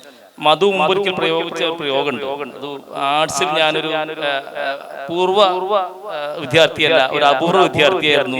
മധുവിന് പ്രയോഗം ആർട്സിൽ മധു പറഞ്ഞ പോലെ തന്നെ ഞാൻ ഒരു പൂർവ്വ വിദ്യാർത്ഥിയല്ല, പലപ്പോഴും ഞാൻ അപൂർവ വിദ്യാർത്ഥിയായിരുന്നു. അതിനോട് കാരണം എന്നുള്ളത്, ഞാൻ ആർട്സ് പഠിക്കുന്ന സമയത്ത് ഞാൻ ആർട്സിലെ ക്ലാസ് ഇരുന്നേക്കാൾ കൂടുതൽ കോഴിക്കോട് ബ്രോഡേമണ്ടിലോ, കോഴിക്കോട് അപ്സരയിലോ, കോഴിക്കോട് സംഘം തിയേറ്ററിലോ, പുഷ്പ തിയേറ്ററിലൊക്കെ ഇരുന്നൊരു മനുഷ്യനാണ് ഞാൻ. ക്ലാസ്സിൽ ഇരിക്കാത്തതിനാൽ ക്ലാസ്സിന് പുറത്താക്കപ്പെട്ട ഒരു മനുഷ്യനാണ് ഞാൻ. ആർട്സ് കോളേജിൽ പഠിക്കുമ്പോൾ വ്യാകരണ ക്ലാസ്സിൽ നിരന്തരമായി കയറാത്തതിന് കാരണം എന്നുള്ളത് നമ്മൾ നാടകക്കാരനാണെന്ന് പറഞ്ഞാൽ, നാടകക്കാരൻ നല്ല സത്യം പറഞ്ഞാൽ നാടകം വല്ലപ്പോഴും ചെയ്യുന്നുള്ളൂ. നമ്മളെക്കാളൊക്കെ കിടിലൻ നാടകം ചെയ്യുന്ന എത്രയോ നാടക പ്രവർത്തന ക്യാമ്പസ് ആർട്സ്. എല്ലാ കാലത്തും നാടകത്തിന് പേരുകളുള്ള എല്ലാ കാലത്തും നാടകകാരന്മാരുണ്ടായിരുന്ന ക്യാമ്പസ്. ഇപ്പൊ നാടകം ചെയ്യുക മാത്രമല്ല, നാടകത്തിന് കൂടെ നടക്കാൻ കുറച്ച് ആൾക്കാർ വേണമല്ലോ. നാടകത്തിൽ സ്റ്റേജിൽ കയറി അഭിനയിക്കാൻ 6-7 പേര് മതി. പക്ഷെ നാടകത്തിന്റെ സന്നാഹ കമ്മിറ്റി വേണമല്ലോ. ആ സന്നാഹ കമ്മിറ്റിക്കാർ 10-20 പേര് വേണം. എത്രയോ സമയത്ത് അങ്ങനെ സന്നാഹ കമ്മിറ്റിക്കാരായി നടന്നിട്ട് നാടകം ചെയ്യാനെന്ന് പറഞ്ഞ് ക്ലാസ്സിന് മുങ്ങിയിട്ട് അങ്ങനെ നടന്നിട്ടും ഡാൻസ് ചെയ്യാൻ പോയിട്ടും NCC എന്നല്ല സംഗതി ഉണ്ടല്ലോ. ഈ മധുക്ക് NCC കാരനായിരുന്നു, ഞാൻ NCC കാരനായിരുന്നു, 5 കൊല്ലം NCC കാരനായിരുന്നു. അതിന്റെ പിറകെ നടന്നിട്ട് അവസാനം ക്ലാസ്സിൽ കയറാൻ പറ്റാഞ്ഞിട്ട് എന്നെ എന്റെ ടീച്ചർ, എന്റെ പ്രിയപ്പെട്ട ടീച്ചർ ജഗദം ടീച്ചർ ക്ലാസ്സിന് പുറത്താക്കിയിട്ടുണ്ട്. എന്റെ ജീവിതത്തിൽ ആദ്യമായിട്ട് അവസാനമായിട്ട് ക്ലാസ്സിന് പുറത്ത് കൊണ്ടുവന്ന് ഈ ആർട്സ് കോളേജിൽ നിന്നാണ്. നമ്മൾ ആർട്സിനെ കുറിച്ച് മധുരമുള്ള ഓർമ്മകൾ എല്ലാവരും പറയുന്നുണ്ട്. എന്നെ സംബന്ധിച്ച് മധുരമുള്ള ഓർമ്മ മാത്രമല്ല, ഏറ്റവും അങ്ങനെ വേദനാജനകമായ, നമ്മൾ വറക്കാൻ ആഗ്രഹിക്കുന്ന, വിഷമിപ്പിക്കുന്ന വേദനകളുണ്ട്. എന്റെ ഒരു കഠിനമായ പ്രണയം പൊട്ടിപ്പോയ ക്യാമ്പസാണ്. അതൊക്കെ പറയാതെ വയ്യല്ലോ. അങ്ങനെയുള്ള ഈ ദാരുണാനുഭവങ്ങളുണ്ട്. നമുക്ക് സന്തോഷം മാത്രമേ ആർട്സ് തന്നത്, വലിയ വേദനയും വലിയ നിരാശയൊക്കെ ഉണ്ടാക്കിയിട്ടുണ്ട്. പിന്നെ ഇവിടെ ചോദിച്ചൊരു ചോദ്യം ഉള്ളത്, നമ്മുടെ കാലത്ത് കുട്ടികളും പുതിയ കാലത്ത് കുട്ടികളും തമ്മിലുള്ള വ്യത്യാസം. എന്റെ ക്ലാസ്സിൽ വേറെ ആൾക്കാർ കയറുന്ന എനിക്കറിയില്ല, സത്യം പറഞ്ഞാൽ അറിയില്ല. അതുണ്ടായിരുന്നു ഞാൻ ഒരു കാരണവശാലും ഞാൻ അനുവദിക്കില്ല അത്തരം കാര്യങ്ങൾ. ഇതിന് സംഗതി പഴയ കാലത്തെ കുട്ടികളും പുതിയ കാലത്തെ കുട്ടികളും തമ്മിൽ ഭേദം എന്താണ്, വ്യത്യാസം എന്താണെന്ന് ചോദിച്ചാലൊക്കെ, പുതിയ കാലത്തെ കുട്ടികൾ നമ്മൾ എന്ത് പറഞ്ഞാലും പറയാം, ഈ തന്തവൈബ് പറയാം. സാധാരണ നമ്മൾ എന്ത് പറഞ്ഞാലും തന്തവൈബ് പറയലേ പറയുന്ന ഒരു കാലത്ത് നമ്മൾ ജീവിക്കുകയാണ്. അപ്പൊ അതൊരു കുട്ടികൾ, പുതിയ കാലത്തെ കുട്ടികൾ മോശക്കാരാണെന്നോ രാഷ്ട്രീയം മോശമാണെന്നോ എനിക്ക് തോന്നുന്നില്ല. പക്ഷെ നമ്മുടെ രാഷ്ട്രീയമല്ല അവരുടെ രാഷ്ട്രീയം. ഒരു വ്യത്യാസമുണ്ട്. നമ്മുടെ കാലത്തെ രാഷ്ട്രീയമല്ല അവരുടെ രാഷ്ട്രീയം, നമ്മുടെ ചിന്തകളല്ല അവരുടെ ചിന്തകൾ, നമ്മുടെ ജീവിതമല്ല അവർ ജീവിക്കുന്നത്. നമ്മൾ ജീവിച്ച പോലെ പുതിയ കുട്ടികൾ ജീവിക്കണം എന്ന് പറയുന്നത് ഒരു എന്താ പറയാ, ഒരു ശരിയില്ലായ്മയുണ്ട്. നമ്മൾ വായിച്ച പുസ്തകങ്ങളല്ല അവർ വായിക്കുന്നു. നമ്മൾ കണ്ട സ്വപ്നങ്ങളല്ല അവരുടെ സ്വപ്നം, നമ്മുടെ രാഷ്ട്രീയമല്ല രാഷ്ട്രീയം. ഞാനൊക്കെ പഠിക്കുന്ന കാലത്ത് എനിക്ക് ഈ ബൈജുവേട്ടനൊക്കെ ഈ കേരളത്തിൽ നമ്മുടെ ക്യാമ്പസിലെ ഏറ്റവും മികച്ച രാഷ്ട്രീയക്കാരനാണ് ബൈജുവേട്ടൻ. അക്കാലത്ത് ബൈജുവേട്ടനെ പോലെ തന്നെ വലിയ ആദർശധീരന്മാരായ എത്രയോ ആളുകൾ ക്യാമ്പസിലുണ്ട്. അക്കാലത്ത് ഇവിടെ ആത്മഹത്യ, സുജേഷിനെ പോലുള്ള സുഹൃത്തുക്കളുണ്ട്. ആളുകളെ ആത്മഹത്യ ചെയ്യുന്ന ഒരു ക്യാമ്പസ് എന്നൊക്കെ പറഞ്ഞാൽ, ആത്മഹത്യ എന്നുള്ള അടിസ്ഥാനമായിട്ട് ഒരു ആദർശത്തിന്റെ നിങ്ങളെക്കാളും വലുതായിട്ട് സ്വപ്നമുണ്ടെങ്കിൽ, നിങ്ങളെക്കാളും വലുതായിട്ട് ആദർശത്തെ കരുതുന്നുണ്ടെങ്കിൽ ഒന്നാണ് ആത്മഹത്യ. നിങ്ങൾക്ക് എത്തിപ്പിടിക്കാൻ പറ്റാത്ത ഒരു സ്വപ്നം ഉണ്ടെങ്കിൽ, നിങ്ങൾ എത്തിപ്പിടിക്കാൻ പറ്റാത്ത, നിങ്ങൾക്ക് പൂർത്തീകരിക്കാൻ പറ്റാത്ത, നിങ്ങൾക്ക് പ്രാപിക്കാൻ കഴിയാത്ത ഒരു ആദർശം ഉണ്ടെങ്കിൽ, അത് നടന്നില്ലെങ്കിലാണ് ആത്മഹത്യ ചെയ്യുക. അങ്ങനെ അപ്പോൾ ആത്മഹത്യ എന്നുള്ള അടിസ്ഥാനം പഠിക്കുന്ന ഒരു ആദർശം കൈവിടേണ്ടി വന്ന മനുഷ്യന്മാരുടെ എന്താ പറയാ ജീവിതത്തിൽ പിന്തിരിഞ്ഞ് നടക്കലാണ്. അത്തരം അനവധി ആത്മഹത്യകൾ എനിക്ക് തോന്നുന്നു ഞാൻ പഠിച്ച ഒരു 3 കൊല്ലം ഈ ആർട്സിലുണ്ടായിരുന്നു. അപ്പൊ അങ്ങനെ ആദർശഭരിതമായ ഒരു കാലത്താണ് ഞാൻ ആർട്സ് ജീവിച്ചിരുന്നത്. അതുകൊണ്ട് തന്നെ ആ വലിയ എന്താ പറയാ അതിന്റെ പിറകെ അക്കാലത്ത് അത്തരം കുറെ ആളുകളുടെ കൂടെ നടന്നതിന്റെ, അക്കാലത്ത് അത്തരം ചില പുസ്തകങ്ങൾ വായിച്ചതിന്റെ, അത്തരം സിനിമകൾ കണ്ടതിന്റെ, അത്തരം ക്ലാസ്സുകൾ കേട്ടതിന്റെ വലിയ ഗംഭീരന്മാരായ അധ്യാപകരുണ്ടായിരുന്ന കാലഘട്ടം. നാരായണ മാഷ് പോലുള്ള ആളുകൾ, ദയാനന്ദ മാഷ് പോലുള്ള ആളുകളൊക്കെ നമ്മളിപ്പോഴും ഓർക്കുന്ന ക്ലാസ്സുകൾ അക്കാലത്തുണ്ട്. എനിക്ക് വളരെ ഒരുപാട് ക്ലാസ് ഓർക്കാനില്ല, പക്ഷെ കുറച്ച് ക്ലാസ് ഓർക്കാനുള്ളെങ്കിലും ആ ക്ലാസ്സുകൾ നമ്മളെ രൂപപ്പെടുത്തിയിട്ടുണ്ട്. ഈ ഇരിക്കുന്ന നമ്മുടെ കൂട്ടുകാർ നമ്മളെ രൂപപ്പെടുത്തിയിട്ടുണ്ട്. ഏറ്റവും വലിയ ഒരു സവിശേഷത ഉള്ളത്, പല ക്യാമ്പസുകളും പലയിടത്തും നമ്മൾ പഠിച്ചിട്ടുണ്ട്. പക്ഷെ ആർട്സിലുണ്ടായിരുന്ന കൂട്ടുകാർ നമ്മളെ രൂപപ്പെടുത്തിയ പോലെ, നമ്മുടെ രാഷ്ട്രീയം രൂപപ്പെടുത്തിയ പോലെ, നമ്മുടെ ഈ ചിന്തകൾ രൂപപ്പെടുത്തിയതുപോലെ വേറൊരു കാലത്തെയും കൂട്ടുകാരോ ഒരു കാലത്തെയും ക്യാമ്പസോ എന്നെ സ്വാധീനിക്കുകയോ, എനിക്ക് എന്താ പറയാ, ഞാൻ തിരുവങ്ങാടി PS കോളേജ് പഠിച്ചു, പന്തളം NSS കോളേജ് പഠിച്ചിട്ടുണ്ട്, തിരുവനന്തപുരം യൂണിവേഴ്സിറ്റി കോളേജ് പഠിച്ചിട്ടുണ്ട്, കാലിക്കറ്റ് യൂണിവേഴ്സിറ്റി ഇപ്പാമിൽ പഠിച്ചിട്ടുണ്ട്. ഒരിടത്തും അങ്ങനെ നമ്മുടെ ഒരു ക്യാമ്പസ്, നമ്മുടെ കൂട്ടുകാരും തോന്നുന്ന ഒരു കൂട്ടുകാരോ ക്യാമ്പസോ ഉണ്ടായിട്ടില്ല. ഞാനിവിടെ ഇരിക്കുന്നുണ്ടെങ്കിൽ 100% എനിക്ക് ഉറപ്പാണ്, ഞാൻ ആർട്സിൽ പഠിച്ചുകൊണ്ട് മാത്രമാണ് ഇവിടെ ഇരിക്കുന്നത്. ഞാൻ ഇവിടെ എല്ലാവരും സംശയമില്ല, ഞാൻ വേറെ എന്തെങ്കിലും പണിയത് എവിടെയെങ്കിലും ചെയ്യുന്നുണ്ടാവും. എന്തായാലും ആർട്സ് നന്ദി, വിളിച്ച എല്ലാവർക്കും നന്ദി, സ്നേഹം. വിജയൻ സാർ ഇവിടെ ഇരിക്കുമ്പോൾ എനിക്ക് ചോദിക്കാൻ ഒരു ചോദ്യം, ഒരു സജഷനാണ് ഞാൻ കേൾക്കാൻ ആഗ്രഹിക്കുന്നത്. കാരണം സിവിൽ സർവീസ് എന്ന് പറയുന്നത് ഈ ഒരു എന്താ പറയാ, നമ്മുടെ കൗമാരപ്രായത്തിൽ നിൽക്കുന്ന പല കുട്ടികളുടെയും ഈ കോളേജിലെ പല വിദ്യാർത്ഥികളുടെയും സ്വപ്നമാണ്. അവർക്ക് നൽകാൻ പറ്റുന്ന ഒരു ഉപദേശം, എങ്ങനെയാണ് സിവിൽ സർവീസിലേക്ക് എത്താൻ വേണ്ടി നമ്മുടെ കോളേജിൽ നമ്മുടെ ലൈബ്രറി യൂസ് ചെയ്യേണ്ടത് എന്നൊക്കെ ഒന്ന് സാർ ഒന്ന് പറഞ്ഞു കൊടുക്കും. ഈ സിവിൽ സർവീസ് എല്ലാവരുടെയും സ്വപ്നമാണെന്ന് ഞാൻ കരുതുന്നില്ല. എൻ്റെ 2 കുട്ടികളും യാതൊരു താല്പര്യം കാണിക്കുന്നില്ല. ഒരുപക്ഷെ ഒരുത്തനെ ഞാൻ വളച്ചെടുക്കാൻ ശ്രമിക്കുന്നുണ്ട്. സിവിൽ സർവീസ് ഒരു അതിന്റെ ഗ്ലാമർ എന്നുള്ളതിനേക്കാൾ ഉപരി ഒരു ഗ്രേറ്റ് ഓപ്പർച്യൂണിറ്റി. നിങ്ങൾക്ക് ഈ യഥാർത്ഥത്തിൽ ആ ഓഫീസിന്റെ നമ്മൾക്ക് കിട്ടുന്ന, നിങ്ങൾ ഒരുപാട് ആളുകൾ പറയും രാഷ്ട്രീയത്തിന്റെ ഇടപെടലുകൾ, അത് ഇത് പത്രത്തിൽ കാണുന്നു. It's A great opportunity. ഈ സൊസൈറ്റിയെ സെർവ് ചെയ്യാൻ എനിക്ക് തോന്നുന്നത് ഇതിൽ കൂടുതൽ ഞാൻ കാണാം. നമ്മളൊരു അക്കാദമിക മേഖലയിൽ ഉയർന്നു വരികയാണെങ്കിൽ ഇതിൽ കൂടുതൽ മെച്ചപ്പെട്ട ഒരു വഴി ഉണ്ടായിരിക്കില്ല. കാരണം നമ്മളെ സംബന്ധിച്ച് നമ്മുടെ മുമ്പിൽ യഥാർത്ഥത്തിലുള്ള ഒരുപാട് പ്രയാസങ്ങളും ബുദ്ധിമുട്ടുകളും ഒരുപാട് പ്രോബ്ലംസ് സൊസൈറ്റിയിൽ കാണും. ഈ സൊസൈറ്റിയിൽ കാണുന്ന പ്രോബ്ലംസ് സോൾവ് ചെയ്യാൻ കിട്ടുന്ന ഒരു ഗ്രേറ്റ് ഓപ്പർച്യൂണിറ്റി. അത് നമ്മൾ ചെയ്യുന്നതല്ല, നമുക്ക് അതിന് ലീഡർഷിപ്പ് കൊടുക്കാം. ഇപ്പൊ ഞാനിവിടെ ഒരു ഉദാഹരണത്തിന് ഞാനൊരു പ്രാവശ്യം കൊച്ചി റേഞ്ച് ആയിരിക്കുമ്പോൾ 2017 അന്നത്തെ ഈ SSLCക്ക് എല്ലാ വിഷയത്തിലും A+ കിട്ടിയവരെ ആദരിക്കുന്ന പരിപാടിയിൽ എന്നെ ക്ഷണിച്ചു. പക്ഷെ അതിന്റെ തൊട്ട് ദിവസം മുമ്പുള്ള പത്രം വായിച്ചപ്പോൾ 4,30,000 കുട്ടികൾ പരീക്ഷ എഴുതിയതിൽ 4,15,000 കുട്ടികൾ പാസ്സായി. 20,000 കുട്ടികൾക്ക് 4,15,000 A+ കിട്ടി. പക്ഷെ 20,000 കുട്ടികൾ പരാജയപ്പെട്ടു. ഞാൻ ഈ സ്കൂളിന്റെ വരാന്തയിലൂടെ പോകുന്നവരെ പോലും ജയിക്കുന്ന ഒരു സിസ്റ്റത്തിൽ ഈ തോറ്റവരുടെ മനസ്ഥിതി എന്തായിരിക്കും ആലോചിച്ചു. അവരെന്തായിരിക്കും ജയിക്കുക എന്ന് പറയുന്നത് ഒരു അത്ഭുതകരമായ കാര്യമല്ല. തോൽക്കുക എന്ന് പറയുന്നത് തരത്തിലൊരു വലിയ പ്രശ്നമാണ്. തോറ്റവന്റെ അവന് വീട്ടിൽ കിട്ടുന്ന സ്വീകാര്യത എന്തായിരിക്കും, അവന് കിട്ടുന്ന ഏത് തരം കൂട്ടുകാരായിരിക്കും. ഒരുപക്ഷെ മയക്കുമരുന്നിന്റെയും മദ്യത്തിന്റെയും മണമുള്ളവരായിരിക്കും അവരെ സ്വീകരിക്കുക. അപ്പൊ അങ്ങനെയുള്ള ആളുകളുടെ മനോവേദന എത്രയായിരിക്കും എന്നുള്ളത് ഞാനിങ്ങനെ കുറെ നേരം ആലോചിച്ചു. അങ്ങനെ അന്ന് ഞങ്ങൾ തുടങ്ങിയൊരു പ്രോഗ്രാമിന്റെ പേരാണ് ഹോപ്പ്. അത് ഏറ്റവും കൂടുതൽ നന്നായി ചെയ്യാൻ പറ്റിയ കാലിക്കറ്റ്. ഞങ്ങൾ കഴിഞ്ഞ ഒരുപക്ഷെ ഇനി ഒരുപാട് പോകേണ്ടതുണ്ട്. കഴിഞ്ഞ ഒരു 5-6 വർഷത്തിനുള്ളിൽ ഞങ്ങളൊരു 6,000-ഓളം അത്തരം കുട്ടികളെ ഈ എല്ലാ പരീക്ഷകളും SI പരീക്ഷ ഉൾപ്പെടെ തോറ്റവരെ വളരെ മനോഹരമായി ജയിച്ചെടുക്കുകയും പലരും ജോലികളിലേക്കും മറ്റും കയറുകയും ചെയ്യാൻ പറ്റും.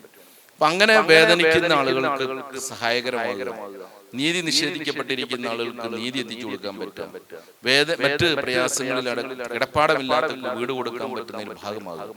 അങ്ങനെ അനന്തമായിരിക്കുന്ന സാധ്യതകൾ. നിങ്ങളൊരു പ്രൈവറ്റ് ഫേമിൽ പോയി you get a huge money, നിങ്ങൾ എത്ര ചെയ്താലും നിങ്ങളൊരു മുതലാളിക്കാണ് സെർവ് ചെയ്യുന്നത്. ഒരു മുതലാളിയുടെ ബോർഡിനെയോ ഒരു മുതലാളിയാണ് സെർവ് ചെയ്യുന്നത്. പക്ഷെ നിങ്ങൾ ഗവൺമെന്റിൽ പ്രത്യേകിച്ചും ഒരു ഡിസിഷൻ മേക്കിംഗ് പൊസിഷനിൽ എത്തുമ്പോൾ നിങ്ങൾ സെർവ് ചെയ്യുന്ന അവിടുത്തെ ജനങ്ങളെയാണ്. ആരാണ് യഥാർത്ഥ ഉടമ? ഏറ്റവും പൂറസ്റ്റ് ഓഫ് പൂർ, ഏറ്റവും വോയിസ്ലെസ് ആയിരിക്കുന്ന ആളാണ് യഥാർത്ഥ ഉടമ. കാരണം ബാക്കിയുള്ളവരെല്ലാം പല മാർഗങ്ങളിലൂടെയും അവർക്ക് കിട്ടാനുള്ളതിന്റെ അപ്പുറത്തേക്ക് പിടിച്ചെടുക്കാൻ പറ്റും. അങ്ങനെ ആളുകളെ സേവിക്കാൻ കിട്ടുന്ന ഒരു ഗ്രേറ്റസ്റ്റ് ഓപ്പർച്യൂണിറ്റിയാണ്. എന്നോട് ഇനിയും ഒരു ചോദിക്കുകയാണ്, ഇനി എഴുതിയാൽ കിട്ടുന്നുള്ള വലിയ ഉറപ്പൊന്നുമില്ല, അതുകൊണ്ട് ഞാൻ പറയുന്നില്ല. പക്ഷേ എന്നോട് ചോദിക്കുകയാണ്, എനിക്ക് if you get an opportunity definitely, എനിക്ക് ഒരുപാട് ഓപ്ഷൻസ് പിന്നീടൊക്കെ വന്നിട്ടുണ്ട്, ഇപ്പോഴും വന്നുകൊണ്ടിരിക്കുന്നുണ്ട്. പക്ഷേ I prefer to be an police officer, especially ഈ ഒരു ഇത്തരത്തിലുള്ള ഒരു പോസ്റ്റ്. കാരണം പോലീസ് ഓഫീസറിനുള്ള ഒരു പ്രത്യേകത സമൂഹത്തിൽ ഏറ്റവും നീചമായിരിക്കുന്നതും ഏറ്റവും നമ്മൾ ഒരുപാട് പരാതികളും പരഗവങ്ങളും കല്ലേറുകളും ഒക്കെ നടത്താറുണ്ട്. പക്ഷെ ഏറ്റവും കൂടുതൽ സമൂഹത്തെ നേർചിത്രം അറിയുന്ന ആളുകളാണ്. വീട്ടിൻ്റെ ഉള്ളിൽ നടക്കപ്പെടുന്ന പീഡനങ്ങൾ, സ്വന്തം അച്ഛനമ്മമാരെ വീട്ടിൽ നിന്ന് ഇറക്കി വിടുന്ന ആളുകൾ, അങ്ങനെ ഒരുപാട് കാര്യങ്ങളുടെ ദുരന്തങ്ങൾ കേൾക്കാൻ പറ്റും. അത് ഒരുപക്ഷെ സമൂഹത്തിന്റെ നേതൃത്വത്തിലൊന്നും വരില്ല. ഈ പറയുന്ന പോലീസ് ഡിപ്പാർട്ട്മെന്റിലും അതുപോലെ തന്നെ എല്ലാവരും കടന്നുറങ്ങുന്ന സമയത്ത് കൊതുകിന്റെ കടിയും കൊണ്ടിട്ട് ഒരു വടിയും കൊട്ടിപ്പിടിച്ച് ലാത്തി എന്ന് പറഞ്ഞു പോകുന്നു. ഇവിടുത്തെ ഏറ്റവും വലിയ സമരമുഖത്ത് ഒരുപക്ഷെ എന്താണ് സമരം ചെയ്യുന്ന മിക്കവാറും വെനിസ്വേലയിലെ അതിക്രമത്തെ കുറിച്ചായിരിക്കും. ഇവിടെ അതിലും സമരം അത്തരം ആളുകൾ ഓടിച്ച് നെടിച്ചു കയറുന്നത് നിങ്ങൾ കണ്ടിട്ടുണ്ടാവും പോലീസുകാരുടെ. അങ്ങനെ നിങ്ങൾ നോക്കുകയാണെങ്കിൽ അങ്ങനെ ഒരു ഏറ് കൊള്ളാൻ വിധിക്കപ്പെട്ടവരും. എന്നാലും ഞങ്ങൾ പറയാറുണ്ട്, അങ്ങനെ നിങ്ങൾ ഏറ് കൊണ്ടുകൊള്ളുന്നുണ്ടോ, അതിന് പ്രശ്നമില്ല. കാരണം എന്തിനും ഏതിനും അവസാനം വിളിക്കുക നമ്മളെ തന്നെയാണ്. നിങ്ങൾ കണ്ടില്ലേ, ആളുകൾ ഒരു വീട്ടിലൊരു കള്ളം കയറി അല്ലെങ്കിൽ ഒരു പ്രയാസം ഉണ്ടായി കഴിഞ്ഞാൽ പലപ്പോഴും ആദ്യം എന്ത് ചെയ്യും, ആളുകൾ ദൈവത്തെ വിളിക്കും, അല്ല അള്ളാനെ വിളിക്കും, അല്ലെങ്കിൽ ജീസസിനെ വിളിക്കും. തൊട്ടടുത്ത് ഫോൺ എടുത്തിട്ട് എന്ത് ചെയ്യും, 112 വിളിച്ചിട്ട് പോലീസിനെ വിളിക്കും. അപ്പൊ ഞങ്ങൾ പറയാറുണ്ട്, ദൈവത്തിന്റെ പണി ഭൂമിയിൽ നടപ്പാക്കാൻ വിധിക്കപ്പെട്ടവരാണ് പോലീസ്. ചില ആളുകൾ ശരിയായി നടപ്പിലാക്കും, ചില ആളുകൾ അത്ര ശരിയാകും. പക്ഷേ ഇറ്റ്സ് എ ഗ്രേറ്റ് ഓപ്പർച്യൂണിറ്റി. അപ്പം സിവിൽ സർവീസിൽ എത്തിപ്പെടുക എന്ന് പറയുന്നത് ഇപ്പം കുറച്ച് പ്രയാസകരമായിരിക്കുന്ന നേരത്താണ്. പക്ഷേ എനിക്ക് തോന്നുന്നു എനിക്ക് എത്തിപ്പെടാൻ പറ്റുന്നതോട് നിങ്ങൾക്ക് എല്ലാവർക്കും എത്തിപ്പെടാൻ പറ്റും. കാരണം നമ്മൾ ഒരു സിസ്റ്റമാറ്റിക് ആയിരിക്കുന്ന അപ്രോച്ച്, ഒന്നൊരു ലക്ഷ്യബോധം ഉണ്ടായിരിക്കുക, എത്തിപ്പെടണമെന്നുള്ള ഒരു ലക്ഷ്യബോധം. ലക്ഷ്യത്തിലേക്ക് എത്തുമ്പോഴേക്കും നമ്മൾ ശ്രദ്ധിക്കേണ്ട ഒരു കാര്യം, നമ്മളെ ലക്ഷ്യത്തിൽ നിന്ന് പിന്തിരിപ്പിക്കുന്ന ഒരുപാട് ഘടകങ്ങളുണ്ട്. ഞാൻ പഠിക്കുന്ന സമയത്തേക്കാൾ ഘടകങ്ങളുണ്ടാവും. നിങ്ങളെ ഈ മൊബൈൽ ഫോൺ തന്നെയാണ് അതിൽ ഏറ്റവും വലിയ ഘടകം. മൊബൈൽ ഫോണിനകത്ത് നിങ്ങൾക്ക് ഏതെങ്കിലും ചാറ്റ് GPT-യിലോ അല്ലെങ്കിൽ ഏതെങ്കിലും GPT പോയാൽ ഒരുപാട് ഇൻഫർമേഷൻ കിട്ടും. ഏതെങ്കിലും സോഷ്യൽ മീഡിയയിലൊക്കെ പോയി കഴിഞ്ഞാൽ സമയം കടന്നു പോകുന്ന അറിയാതെ പോയിക്കൊണ്ടിരിക്കും. നല്ലൊരു ലക്ഷ്യബോധം ഉണ്ടാകുകയും ശരിയായ രീതിയിൽ പ്രിപ്പയർ ചെയ്യുകയും ചെയ്യുകയാണെങ്കിൽ സിവിൽ സർവീസ് ഇസ് നോട്ട് ഒരു ബാലികേറ മലയല്ല എന്നാണ് എനിക്ക് തോന്നുന്നത്. നിങ്ങളെല്ലാം ഈ പറയുന്ന ഈ പ്രത്യേകിച്ചും ഒരു സോഷ്യലി ഓറിയന്റഡ് ആയിരിക്കുന്ന ഒരു പറ്റം ആളുകൾ സിവിൽ സർവീസിലേക്ക് വരികയാണെങ്കിൽ ഇവിടെ നിൽക്കുന്ന ജനങ്ങൾ, പ്രത്യേകിച്ചും ഈ വോയിസ്ലെസ് ഹെൽപ്ലെസ് ആയിരിക്കുന്ന ആളുകൾക്ക് വളരെ വലിയ ഒരു അനുഗ്രഹമായിരിക്കുന്നതാണ് ഞാൻ കരുതുന്നത്. അതുകൊണ്ട് നിങ്ങൾ എല്ലാവരെയും ആ ഒരു ശ്രമത്തിലേക്കും ഇന്ത്യൻ പോലീസിലേക്കും പ്രത്യേകിച്ച് ഞാൻ ക്ഷണിക്കുകയാണ്. ഇനിയും ചോദിക്കാൻ ചോദ്യങ്ങൾ ഒരുപാട് ബാക്കിയുണ്ട്. പക്ഷെ നമുക്കത് കേൾക്കാൻ, ചർച്ച ചെയ്യാനുള്ള സമയം കുറവായതുകൊണ്ട് ഈ ഒരു സെഷൻ ഇവിടെ അവസാനിപ്പിക്കുകയാണ്. നമ്മുടെ ക്ഷണം സ്വീകരിച്ച് ഇവിടെ എത്തിയിട്ടുള്ള സ്വന്തം ഔദ്യോഗിക ജീവിതത്തിൽ ആ ഒരു തിരക്കുള്ള ഒരു ലൈഫിൽ നിന്ന് സാറ് ഓടി വന്നതാണ് വിജയൻ സാറ്, അതേപോലെ ബൈജു സാറൊക്കെ 4 പേരും. അപ്പോൾ ഇവർ 4 പേരോടും, വിജയൻ സാറോടും അതേപോലെ ബൈജു സാറോടും ക്ഷേമ മാമിനോടും സ്റ്റാലിൻ സാറോടും നന്ദി അറിയിച്ചുകൊണ്ട് ഈ ഒരു സെഷൻ അവസാനിപ്പിക്കാം. Thank you.